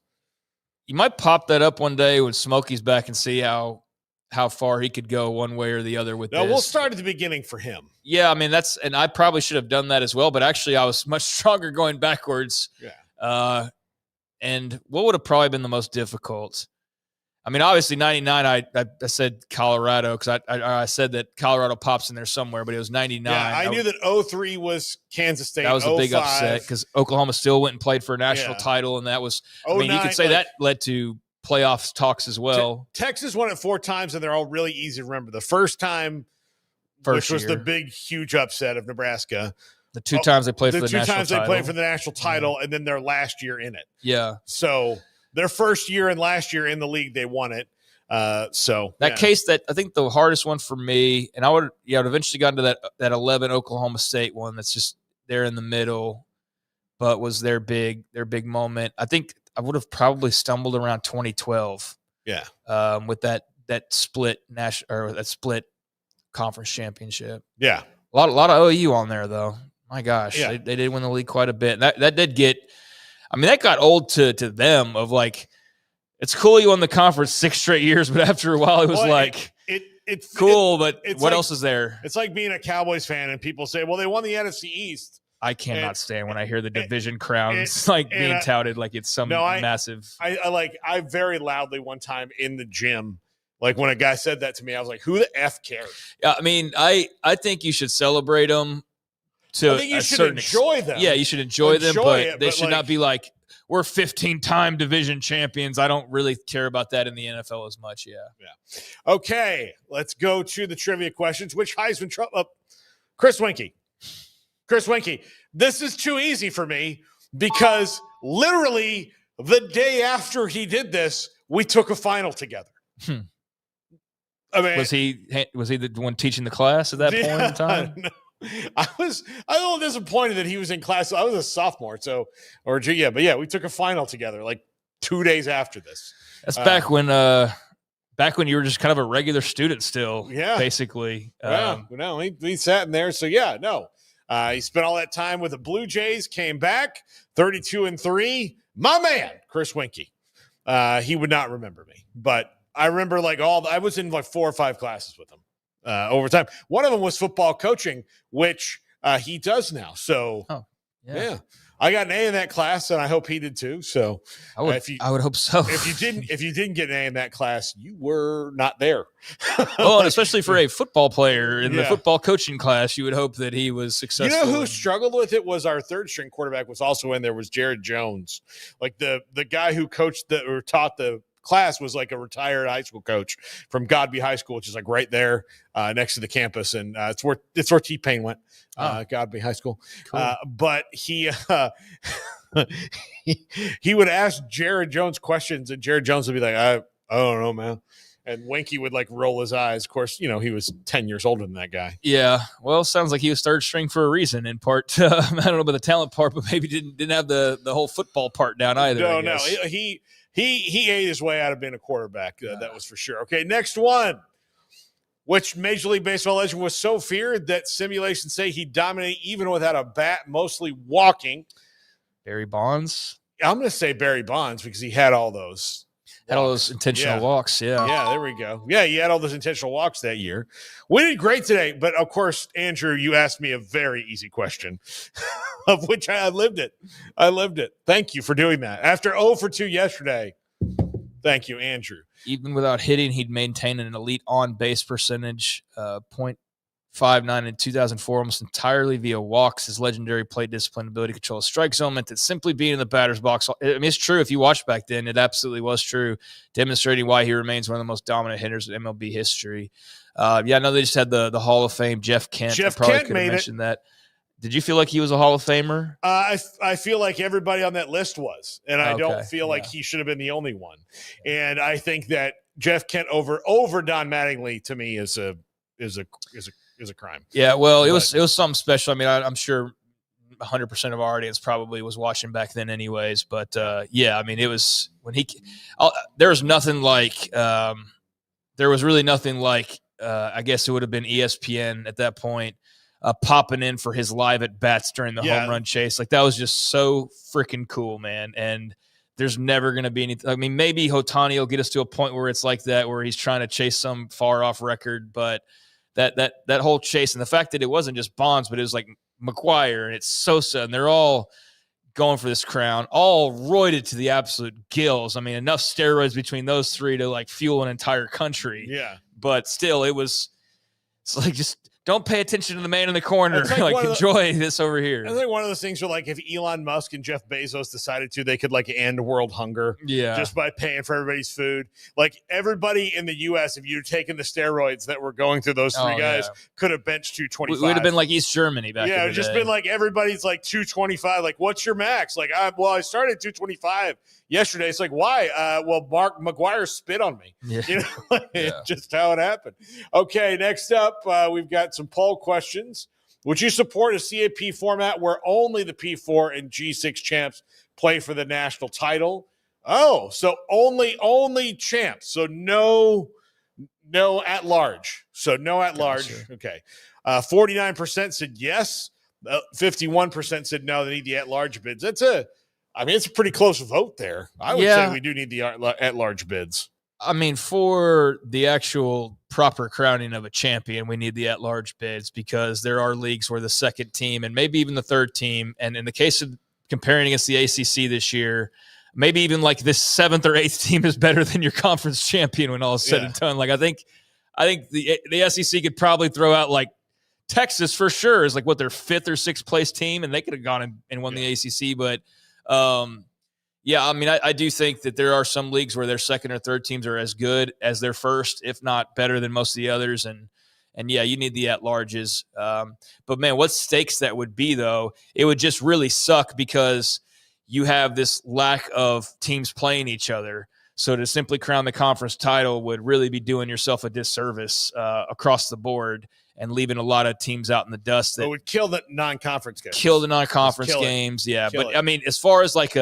which is happening anyway. But but as far as like making the conference championships matter as much as they possibly could, that would be how you would do it. But it would be at the sake of a lot of other stuff not being what it could be. Yeah, or should absolutely. be. Last poll question: is this the year Texas A&M wins the national championship?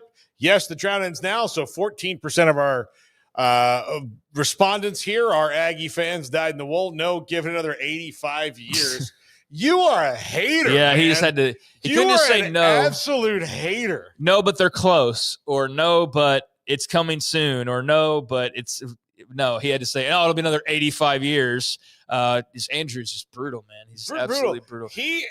I mean, look, and I respect that he's a Baylor fan who has animosity for A&M in Texas. Like, you know, when I first got here, there were a lot of Baylor fans who like, oh, I go here, but I root for Texas, and you're like, shut up. I could not stand. Oh, God. I do not tolerate. Like, if it's very borderline for like Texas State folks at this point, because they have enough of a program where they should just be able to root for Texas State. But there was a time when you understood, like, they were basically UT Austin San Marcos. Yeah. But yeah, I know the type of people you're talking about, and I get it to a degree, but I don't like that. And I know I don't think that they win it this year. I thought at one point in the season that maybe that was the case, but the last couple games, South Carolina, the Texas game, I'm just not as much of a believer that they're going to run the gauntlet now. I think they can. They I don't think they will. I think they're very. I don't capable. think they will. I think they're very capable of doing it. I don't think there's a runaway favorite in this thing at all. So no, I agree with that. Yeah, I think they can. I don't know if they will. Like, to me, to say that they will, like, you call me in the fourth quarter of the championship game, and I'll be like, yeah, they're up by 14. Right. Yeah. Yeah. They're going to do it. I mean, they're going to be lucky to get out of the first round. Yeah. They got a rough draw there. They got a rough draw. They did in the first round. Kind of hoping they would be the 5 seed and get James Madison or something. I really want to see A&M and Tech play. That's my dream national championship game. They say that they don't, or they said in the past, like last year with SMU and Texas, just being this no-brainer first rounder. But I guess it wasn't enough of a TD matchup or some BS. But yeah, I mean, they wouldn't be able to meet A&M and Texas Tech until the championship game, which I think that sucks. I would have been much cooler to see them play in like the second round. Would have been in the awesome. Cotton Bowl. In the Cotton Bowl, like what? How? Get rid of the freaking commit. Like, how do you miss that opportunity? Yeah. And that, I mean, even if they don't get it, it's still A&M, Oregon, and the Cotton Bowl. But how do you whiff on that? Like, you guys would suck at writing scripts. Like, as much as they try to seemingly write a script for this thing, they suck at it because there's just obvious oversights like that. Like, of course you have that game in round 2. What are you doing? That place was so loud. The only thing that could top it would be A&M and Tech in the Cotton Bowl. Jerry would have to open the roof because otherwise they'd blow the effer off. Yeah, that would have been cool. Oh, well. Yeah. Thanks, CFP committee. Yeah. Again. You guys are great at everything. Tomorrow, Zach Barnett, Mickey Spagnola, other stuff. I'll work on it. Craig, I'll see you then. Yeah, please hit that like and subscribe button. Thanks for getting us to 70. Let's keep on pushing it to another milestone. And thanks for being with us today. And have a great night, everybody. All right. Bye.